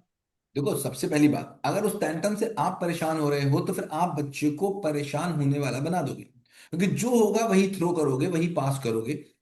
आप परेशान होना प्रयास करोगे तो बच्चे को धीमे धीमे ये समझ में आ जाएगा कि जब मैं, मेरे सामने वो सिचुएशन नहीं है जो मुझे चाहिए थी, तो मुझे कैसे रिएक्ट करना है, गुस्से होकर रिएक्ट करना। जी बच्चे सर। को पता चलता है, बच्चे को ये पता चलता है कि जब प्यास लगी तो पानी मांगना है। बच्चे को ये पता चलता है जब भूख लगी तो खाना मांगना है। तो बच्चे को ये दोनों कैसे पता चला? दोनों मेरे से पता चला। तो उसको मेरे से ये पता चलता है कि जब सिचुएशन फेवरेबल नहीं हो तो गुस्सा आना है, ओ राइट सर। हम्म। फेवरेबल नहीं है तो चिल्लाना है, फेवरेबल सिचुएशन नहीं तो हाथ पैर चलाने हैं। यस सर, यही तो हो रहा जब है। प्यास लगने पर पानी मांगना मुझसे सीखा, भूख लगने पर खाना मांगना मुझसे सीखा, तो गुस्सा होने पर चिल्लाना भी तो मुझसे सीखा। Yes sir. और फेवरेबल सिचुएशन आने पर चिड़चिड़ाना भी मुझसे सीखा। हम्म। तो बच्चा सब कुछ मुझसे ही तो सीखता है, मेरी ही तो करना है फोटोकॉपी सर। है। जी सर। तो जिस जिस चीज का मुझे नियम नहीं समझ में आएगा, तो कोई नियम का विरोध ही दुख है और कुछ नहीं है। हाँ सर। नियम का विरोध दुख है, हर एक चीज किसी नियम से हो रही है। नियम को समझ लेना ही समझ है, और नियम के साथ रहना ही सुख है। नियम से काम करना ही समाधान है। नियम का विरोध ही दुख है, नियम के विरोध में ही सारी समस्याएं हैं। सर उस वक्त नियम क्या होता है जब बेबी ऐसा चीज मांगता है जो मैं नहीं दे सकती और खूब रोता है, चिल्लाता है, या फिर मांगता रहता है बार बार, तो? अभी एज अप्रोप्रिएट होगा। अब 1 साल 8 महीने का अगर बच्चा कुछ मांग रहा है तो हमको देखना पड़ेगा कि मांग की डिमांडिंग कहाँ से आ रही, किसको देखना है उसने ये करते हुए, उसको क्या पता। आपका 1 साल 8 महीने के बच्चे को क्या पता क्या चाहिए उसको, उसको उसकी नीड कैसे पता, मुझे ये बताओ। जिस ओके चीज सर। को वो मांग रहा है, उस हम्म। चीज की जो जरूरत है ये उसने कहाँ से देखा? हम इसे देखा होगा सर।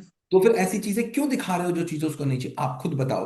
आपका बच्चा बैठे बैठे क्या किसी समय लाल रंग की कोई बोतल मांगता है? नहीं मांगता। उसको पता ही नहीं कि लाल रंग की बोतल चाहिए होती है। अब अगर सारे लोग घर में दिन भर लाल रंग की बोतल से खेलने लगे, दिन भर लाल रंग की बोतल के लिए झगड़ा करने लगे, तो फिर छोटा बच्चा भी लाल रंग की बोतल के लिए झगड़ा करने लगेगा। समझ में आ जी रही जी। है? जी तो सर। आपको ये देखना है कि आपका बच्चा जिन चीजों के लिए टेंट्रम थ्रो कर रहा है, टेंट्रम थ्रो करने का मतलब जो चीजें उसको चाहिए, तो जो जी। चीजें चाहिए वो उसको पता कैसे चली कि मुझे यही चीज चाहिए? हाँ सर, वही बोल रहे थे कि वो बच्चा जो मांग रहा है वो हमारे घर से ही चीजें सब कुछ होता है, वो कढ़ाई, वो बर्तन, प्रेशर कुकर, हमारे ग्लासेस जो हम लगाते हैं, वेयर करते हैं, पेन, ये सब मांगता है, लेकिन उससे वो कुछ ऐसा करता है जिससे उसका भी नुकसान हो सकता है। तब हम व्यस्त हो जाते हैं कि देखो, तुमको तो नहीं कुछ देना चीजें चाहिए। होती हैं, कुछ चीजें हैं जो बचपन की उम्र के साथ होंगी ही होंगी। जैसे अगर मैं एक 12 13 14 महीने के बच्चे से ये उम्मीद करूं कि जो भी चीज वो उठाएगा अपने मुंह में ना रखे, जी, क्या नहीं समझ? होगा। समझ? नहीं होगा। जी तो जी कुछ जी। चीजें उम्र के आधार पर हैं, उसको हम उसकी नजर से देखें। अब छोटा बच्चा है, छोटे बच्चे को कोई भी चीज उठानी है क्योंकि हर एक चीज उसको नहीं लग रही है। उसको कोई हम्म। भी चीज उठानी है, उसको कोई भी चीज उठा के फेंकनी है, वो उठाएगा, उठा के फेंकेगा। ठीक है? हाँ सर। हाँ। उठा के फेंक, वो नेचुरल है। उठा के फेंकेगा। तो मुझे ये ध्यान रखना है कि उसके आसपास में चीजें ऐसी ना आए। अगर उसको खेलना भी है तो मैं साथ में बैठ के खेलूं, कि भाई साथ में बैठ के खेलूं। अब मैं सोचूं 1 साल 8 महीने का बच्चा ये समझ जाए कि कांच को गिरा देने से कांच टूट जाएगा और किसी का नुकसान हो जाएगा, ये तो बेमानी हो गई ना। हाँ सर। हाँ। हम्म। नहीं सर, वो तो नहीं होना है उसको लेकिन मुझे तब सेल्फ टॉक क्या होना चाहिए, मैं कैसे खुद को वो सब संभालूं कि मुझे ये उसके नियम ऊपर है। वो असर होगा क्या, मुझे डर है ये कि क्या मेरा गुस्सा उसके ऊपर असर हो जाएगा अभी से। सिंपल सी बात है, जो ये हो रहा है किसी नियम के कारण हो रहा है। जी जैसे सर। अगर अभी सूर्य ग्रहण होने लग जाए, सूर्य ग्रहण हो, तो क्या आपको गुस्सा आएगा कि ये दिन में अंधेरा क्यों हो गया? गुस्सा नहीं आएगा क्या? नहीं नहीं सर, नहीं। क्यों नहीं आएगा? क्योंकि वो सूर्य ग्रहण का प्रभाव ऐसे ही होता है सबके ऊपर, अंधेरा सा। क्योंकि आपको पता है ये एक नियम से हो रहा है, नियम मेरे हाथ में नहीं है। Okay sir. ये एक नियम से हो रहा है। ठीक। जैसे आज की डेट में अब नवंबर आ गया है, 6 बजे रात हो जाती है लगभग जी। लगभग। ठीक है? हाँ सर। अगर हाँ। 6 बजे रात हो जा रही है तो क्या आप गुस्सा हो रहे हो कि रात जल्दी क्यों हो जा रही है? नहीं, विंटर में वो ज्यादा जल्दी हो जाता है ये रात। नियमतः आपको पता है। नियम। हाँ। नियम का विरोध ही दुख है। है। अब आप ये चाह लो कि नहीं 6 बजे नहीं, रात रात 7 बजे हो, तो ये होगी क्या? नहीं नहीं सर, नहीं होंगी। तो हाँ फिर सर। क्या हुआ? नियम का विरोध ही दुख है। और उस दुख को मैं कर लेना चाहता हूं क्या 7 बजे हो जाए, तो फिर मेरा व्याकुलता आ जाती है। तो फिर मेरे अंदर से आकुलता आ जाती है, आकुल व्याकुल आतुर कातुर होने लग जाते हैं हम। हम्म। जी सर। तो मेरे रिएक्शन का उसके ऊपर छोटे से मन में क्या असर भी हो रहा होगा, वो सीख भी रहा होगा क्या कि मम्मी ऐसे करती है, मुझे भी ऐसा करना है। मुझे अभी छोटे बताओ, से। अभी वो बोल नहीं पाता है, ठीक है? बोलता है सर, हाँ। हाँ, बोल रहा है वो भी। थोड़ा बहुत बोल पाता होगा। तो जी। अभी वो जो थोड़ा बहुत बोल पाता है, वो आज सुन रहा है इसीलिए आज वैसा बोल पा रहा है, या जब वो 1 महीने का था तब जो सुना था उसका भी आज इम्पैक्ट है उसके बोलने में? तब का 1 महीने से जो सुन रहा था। जब जो अच्छा। 1 दिन का था, इवन जो पेट के अंदर से सुन रहा था वो भी रजिस्टर हो रहा था। Okay sir. और एक बच्चे के लिए तो माँ जो है वो आइडल होती है। जी सर। आप देखो ना बच्चा आपसे क्या क्या सीखता है। बच्चा खाना आपसे सीखता है, बच्चा चलना आपसे सीखता है, बच्चा रोना आपसे सीखता है, बच्चा कपड़े पहनना आपसे सीखता है। बच्चा, एक घर में यूजुअली एक ही तरीके के खाने खाए जाते हैं, एक घर में यूजुअली एक ही तरीके के कपड़े पहने जाते हैं, एक घर में यूजुअली एक ही तरीके के त्योहार मनाए जाते हैं, एक घर में यूजुअली एक ही तरीके की लोगों के कपड़ों की पसंद होती है, एक ही तरीके की लगभग कलर थीम की पसंद होती है, एक ही तरीके की लगभग लगभग मूवियों की पसंद होती है। क्यों होती है? क्योंकि वो चल रहा होता है। रहा होता वो है। चल रहा होता है। अब अगर इससे डाइवर्स भी किसी की है, अगर डाइवर्स भी किसी की है, तो वो एक्चुअली किसी और के प्रभाव में चला गया है। जब बोलोगे ओके। नहीं नहीं मेरे घर में तो कुछ और है, तो कुछ और क्यों हुआ? क्योंकि वो किसी और के प्रभाव में चला गया, या फिर पुराना वाला प्रभाव अभी छूटा नहीं है। तो ये जी। जितनी पसंद नापसंद आ रही है, चीजें आ रही है, प्रभाव से ही तो आ रही है। मेरी सारी हैबिट किसी प्रभाव से ही तो बन रही है। तो ये गुस्से का भी तो प्रभाव पड़ेगा ना बच्चे के ऊपर। Okay sir. तो आप ये सोचो नहीं मेरा बच्चा आज 1 साल 8 महीने का, आज मैं कुछ करूंगी तो इसके ऊपर प्रभाव नहीं पड़ेगा, ये बिल्कुल गलत है। जो 1 साल 8 महीने में बच्चा देख रहा है वो 80 साल 1 महीने तक चलेगा, और इवन मरने के बाद जब कभी दोबारा आएगा तब भी चलेगा। संस्कार हम्म। लेके आएगा, संस्कार हाँ। लेके आएगा। वाह, ओके इसी सर। एक घर में पैदा होने वाले दो बच्चे, एक घर में पैदा होने वाले दो बच्चे, एक माहौल में पले बड़े दो बच्चे भी अलग अलग हो जाते हैं, क्योंकि उनके पास संस्कार के रूप में चीज लेकर आते हैं। ओके। वाह, ओके सर, तो फिर मुझे अपने ऊपर बहुत ज्यादा काम करना है, तो केवल एक काम बचपन करना है, नियम को स्वीकार करना है। Okay sir, okay sir. नियम को स्वीकार करना है, देखना ये चीज क्यों हो रही है। क्यों पता चलते ही, नियम पता चलते ही, कारण पता चलते ही मुझे स्वीकार हो जाता है, फिर समस्या खत्म हो जाती है। Okay sir, thank you so much. Okay sir, okay sir, thank you. चलो, that's great, that's great, that's great. Sir चलो एक अब सर माय क्वेश्चन बोलो। सर एक घर में पले दो बच्चे एक ही माहौल में पड़े दो दो बच्चे हैं तो क्या मुझे ये पूछना है कि पेरेंट्स कभी भेदभाव कर सकते हैं अपने दो बच्चों में पेरेंट्स ही क्या वो जब अपने दो बच्चों में पेरेंट्स भेदभाव कर दें करते हैं, बिल्कुल करते हैं, कर सकते हैं, बिल्कुल कर सकते हैं, क्यों नहीं कर सकते। देखो तो आप, सर इसमें उस बच्चा फिर वो क्या करे जिसके साथ भेदभाव हो गया वो मान लीजिए उसने अपना सब कुछ दिया वो संस्कारवान है वो जी जान से सब कर रहा है उसे तो पेरेंट्स ही अपने मतलब कर्णधार है भगवान है उसके लिए तो उसमें उसकी कोई गलती नहीं है पर वो आगे चल के हर मोड़ पर सफर तो करेगा कोई बात नहीं, उसको कभी आपके जैसा कोई मिल जाएगा तो उसको समझा देगा। उसको अगर कभी आपके जैसा कोई मिल जाएगा, वो उसको समझा देगा कि जो तुम्हारे साथ हुआ है वो आपके माँ बाप की नासमझी थी। अब तुम समझ लो, तुम आगे अच्छे बन जाओ और अपने बच्चों के साथ ये मत करना। सर वो मान लीजिए समझ रहा है मतलब मैंने ये वाली कोशिश की है कि जो फीलिंग्स आ रही है जा रही है उसको हम देख रहे हैं तो उसका जो दुख है वो नहीं पता चल रहा है कि हाँ वो सामने वाले की समझ है उसके ऊपर करुणा आ जाए दया आ जाए कि ठीक है उसको समझ ही नहीं है वो ऐसा कर रहा है मोह में कर रहा है पर जो उस बीच बीच में वो मतलब जैसे इंटरफेरेंस है कष्ट दे रहा है या उसे इतनी दिक्कत हो रही है कि एक बच्चा कैसे फल फूल रहा है इसका सब कुछ अच्छा कैसे चल रहा है इसकी बीवी अच्छी इसके बच्चे अच्छे चल रहे हैं सब कुछ अच्छा है मेरे बिना मतलब सहयोग के और एक को वो जी जान से सहयोग भी दे रहा हो फिर भी उसकी सब चीजें उसके हिसाब से ठीक नहीं है तो फिर ऐसे में वो जो परेशान करे या जो करे उसमें ये बच्चा क्या देखिए स्टेप अगर ले वो भी बच्चा कि ना छोटा है, ले कि अगर सहता रहे अगर वो बच्चा छोटा है, आपका कोई मिलने, अब देखो दो अलग अलग तरीके की बात होगी। अब किसी के घर में एक बच्चा है, देखो ये क्वेश्चन बड़ा वेग है, इसको हम अलग अलग तरीके से आंसर ले सकते हैं। अब एक बच्चा ऐसा, एक बच्चा ऐसा जो घर में है, और उसके पापा उस बच्चे को और दूसरे बच्चे के साथ डिस्क्रिमिनेशन कर रहे हैं, और आप जी चाहते हैं कि वाकई उसके साथ कुछ काम कर सकें, तो उनके पापा को कुछ ज्ञान दे दीजिए, उनके पापा को ऐसी स्थिति में उनको समझदारी दे दीजिए। कहाँ से समझदारी?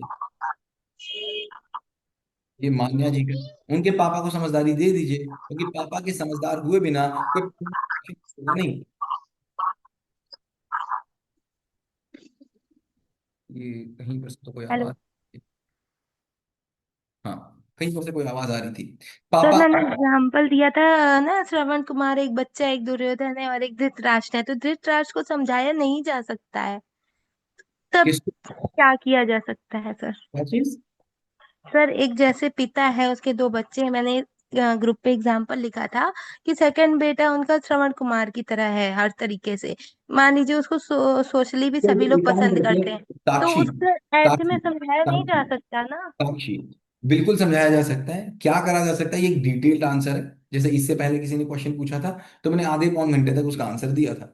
इसका जी आंसर भी 1 घंटे तक चलेगा, इसको अगली बार के लिए रख लेते हैं। अभी कोई छोटा क्वेश्चन किसी का हो तो पूछ लेते हैं, क्योंकि इसमें फिर बहुत सी बातें पीछे से करनी पड़ेगी, ये पूरा 1 घंटा लेके जाएगा।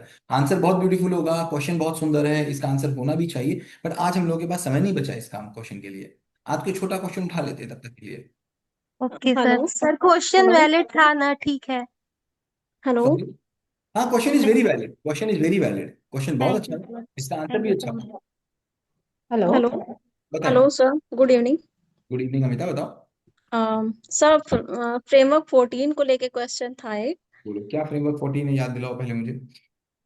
सर 14 में अ, हमको वो हर पॉइंट पे जो है क्वेश्चंस बनाने हैं 10,000 जैसे कि एक्सीडेंट जो हमारी पास्ट के हैं जितने भी एक्सीडेंट है या जो भी हमारी लाइफ में रहा है लोग रहे हैं जो भी हम्म। तो उन सब पे हमें क्वेश्चन बनाना है हम्म। तो सर मुझे पूछना ये था कि जैसे कि कोई हम किसी एक्सीडेंट पे अगर हम क्वेश्चन बना रहे हैं, तो अगर वो पास्ट में हमको आज भी हर्ट करता है, तो सर हम उस पास्ट को हम जो वो पेन है उसको हम कैसे डिलीट करें, कैसे डिलीट होगा एक्चुअली में? समझ से डिलीट होगा। भाई मुझे एक ही चीज समझनी है, ये क्वेश्चंस क्यों बनवाए जा रहे हैं। इस जी। क्वेश्चंस के बनाने तक आपको इतनी बात समझ में आ जानी चाहिए, इस क्वेश्चन को बनाने से पहले तक इतनी बात समझ में आ जानी चाहिए कि कोई किसी को दुख नहीं देना चाहता। ये बात समझ आ जानी चाहिए, पता नहीं लग जानी चाहिए। अब मुझे बताओ, क्या कोई किसी को दुख देना चाहता है? पहले तो ये बताओ। सर नहीं।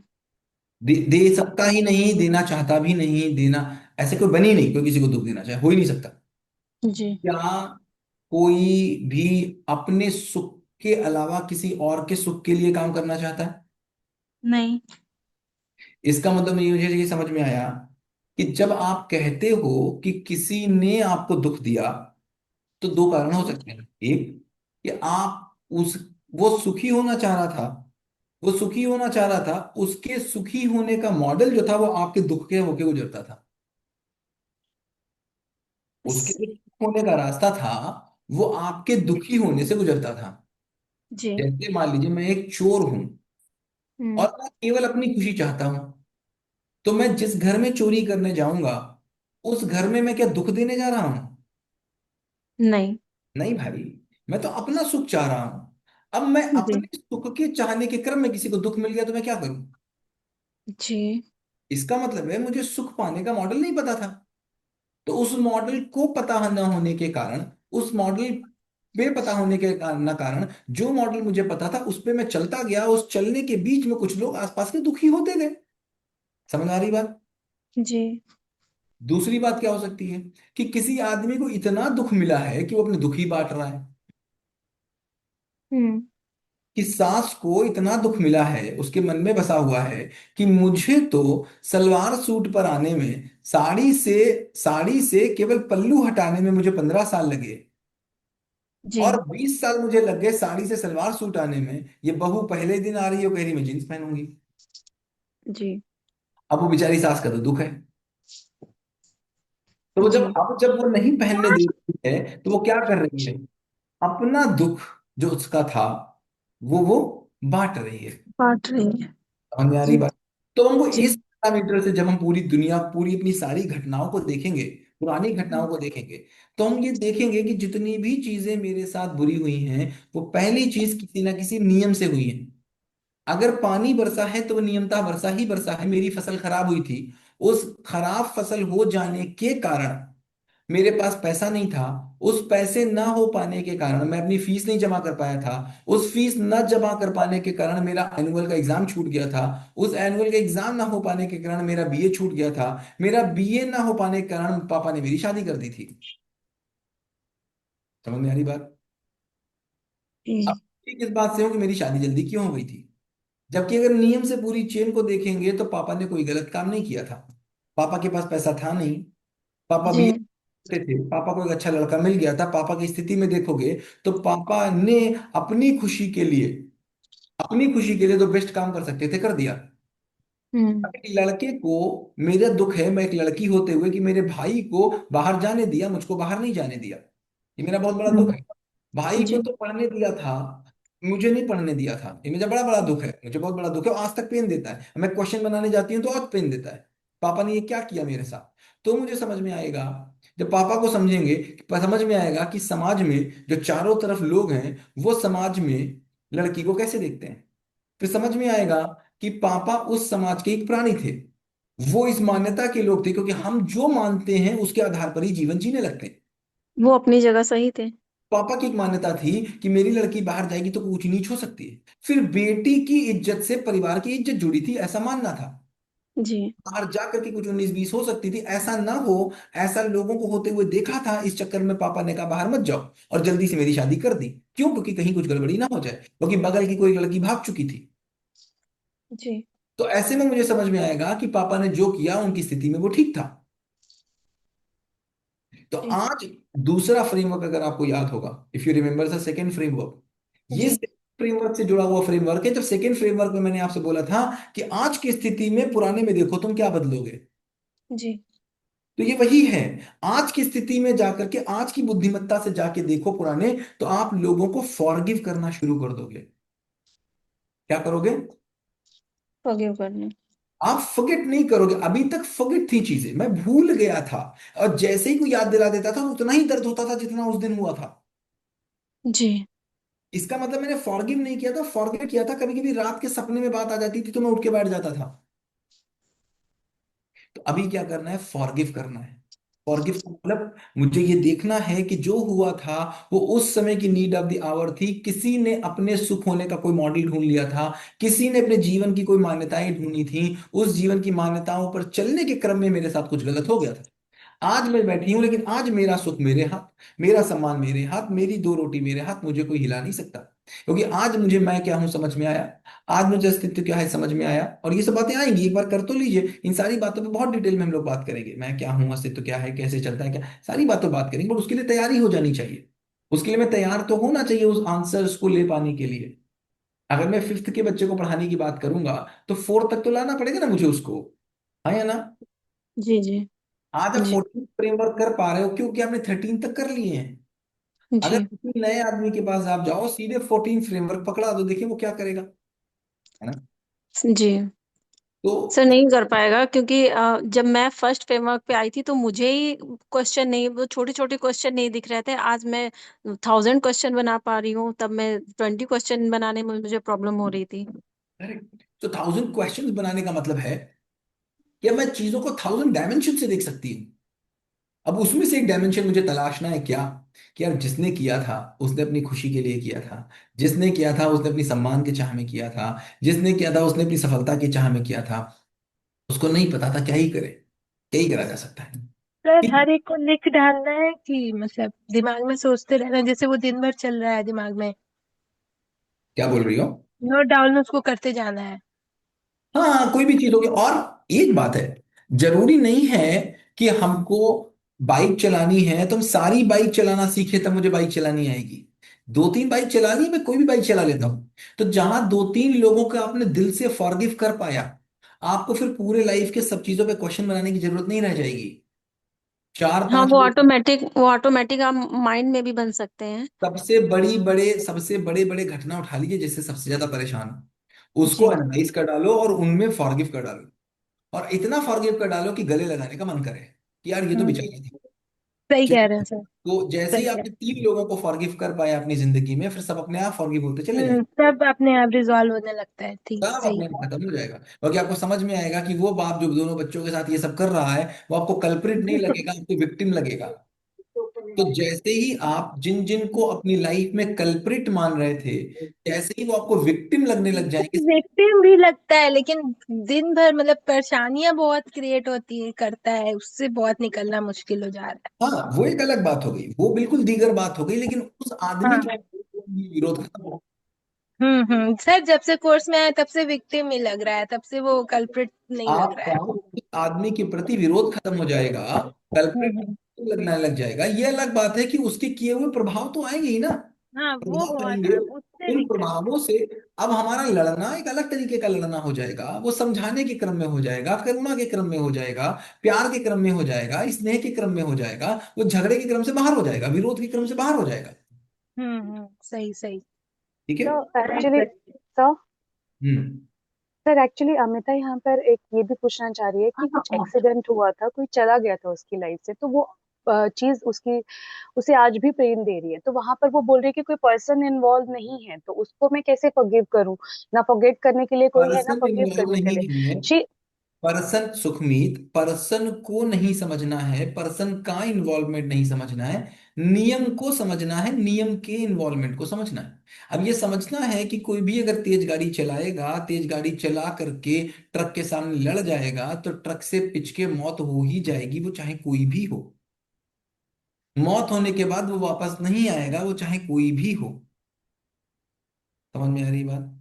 जी इतनी बात अगर समझ में नहीं आएगी, जब तक ये स्वीकार नहीं होगी, तब तक उसके लिए दिक्कत लगती रहेगी। अब वो कोई भी घटना है, उसके लिए कोई भी व्यक्ति जिम्मेदार है या नहीं है? नियम तो जिम्मेदार है ना। हम्म नियम को समझते ही बात बन सकती है। ये बात समझते ही बात बन सकती है कि वो जिंदगी में दोबारा आ नहीं सकता, जिंदगी में वापस उसकी जगह नहीं बची हुई है, अब वो कहीं और है। और जब तक इतनी बात समझ नहीं आएगी कि मैं क्या हूं, तब तक ये समझ में नहीं आएगा कि वो क्या है। और अभी जो मुझे ये भी समझ में नहीं आएगा कि क्या वो मर भी सकता है, जिसको अभी तक और हम मरना क्या है। कभी गया भी है, कोई गया भी है, हम्म। अभी है। वही तो कृष्ण समझा रहे थे अर्जुन को सबसे पहले कि कोई भैया हम्म। मरना भी है, कोई मर भी सकता है। हम्म। तो कहने का मतलब है फिर समझ है, तो हर एक स्तर की समझ है। क्लास वन में होंगे तो क्लास वन के स्तर की समझ होगी, वो क्वेश्चन सॉल्व कर पाएंगे। तो ये जो प्रॉब्लम है जो अमिता बोल रही हैं, ये प्रॉब्लम इंटर के लेवल की मान लो इसको, या ग्रेजुएशन के लेवल की मान लो, या पीएचडी के लेवल की मान लो, इसको छोड़ के चलो। नीचे वाली खत्म हो रही है क्या? अगर नीचे वाली खत्म होनी शुरू हो गई, पड़ोसी का नमक खत्म हो गया, घर की साड़ी खत्म हो गई, बाहर से गाड़ी खत्म हो गई, पति के झगड़े खत्म हो गए, बच्चे का झुंझुना खत्म हो गया, पड़ोसी की चुगली खत्म हो गई, बहन की कोई दिक्कत खत्म हो गई, तो धीमे धीमे ये भी खत्म हो जाएगी कभी। राइट। हम नीचे से ऊपर बढ़ेंगे कि ऊपर से नीचे आएंगे? करेक्ट। नीचे से ऊपर पढ़ेंगे। हाँ, तो देखो पहले नीचे वाले खत्म हो रहे कि नहीं हो रहे। नहीं, हम तो लग गए कि नहीं सबसे पहले ये वाला, भाई सबसे पहले नीचे से चल लेना। जी। सर एक क्वेश्चन और था। बताओ। Sir good evening. Good evening, बताओ। सर मेरा क्वेश्चन ये था कि जैसे अमिता मैम ने एक बार ये भी पूछा था, उसको डिलीट कैसे करेंगे। तो डिलीट तो फीलिंग को ही हमें करना है ना, उससे जो हमारे इमोशन जुड़े हुए हैं, बस वो फीलिंग आना हमें बंद हो जाए तो वो डिलीटिंग ही तो हुआ। उस फीलिंग से जो हमें पेन होता है, मतलब कभी कभी हाँ, होता वो है कि पेन वो खत्म हो चीज, जाए। हाँ, वो पेन को अभी वही। अभी अगर उसी एक्सीडेंट को हम किसी और को बताने लगे तो आज भी हम उसको पेन को फील कर सकते हैं, तो वो चलो कैसे अमिता, डिलीट होगा। अमिता अगली बार अभी मुझे कहीं जाना है, 6:30 I have to leave somewhere. 15 minute मुझे इस रिकॉर्डिंग को एक्सपोर्ट करने में लग जाएगा। So Amita, sorry for the day, will discuss on next Sunday, right? Hopefully. Okay sir. Okay sir. So much. I hope good you day like sir. The I hope you like the class. Group में reviews डाल दीजिएगा। Thank you. Thank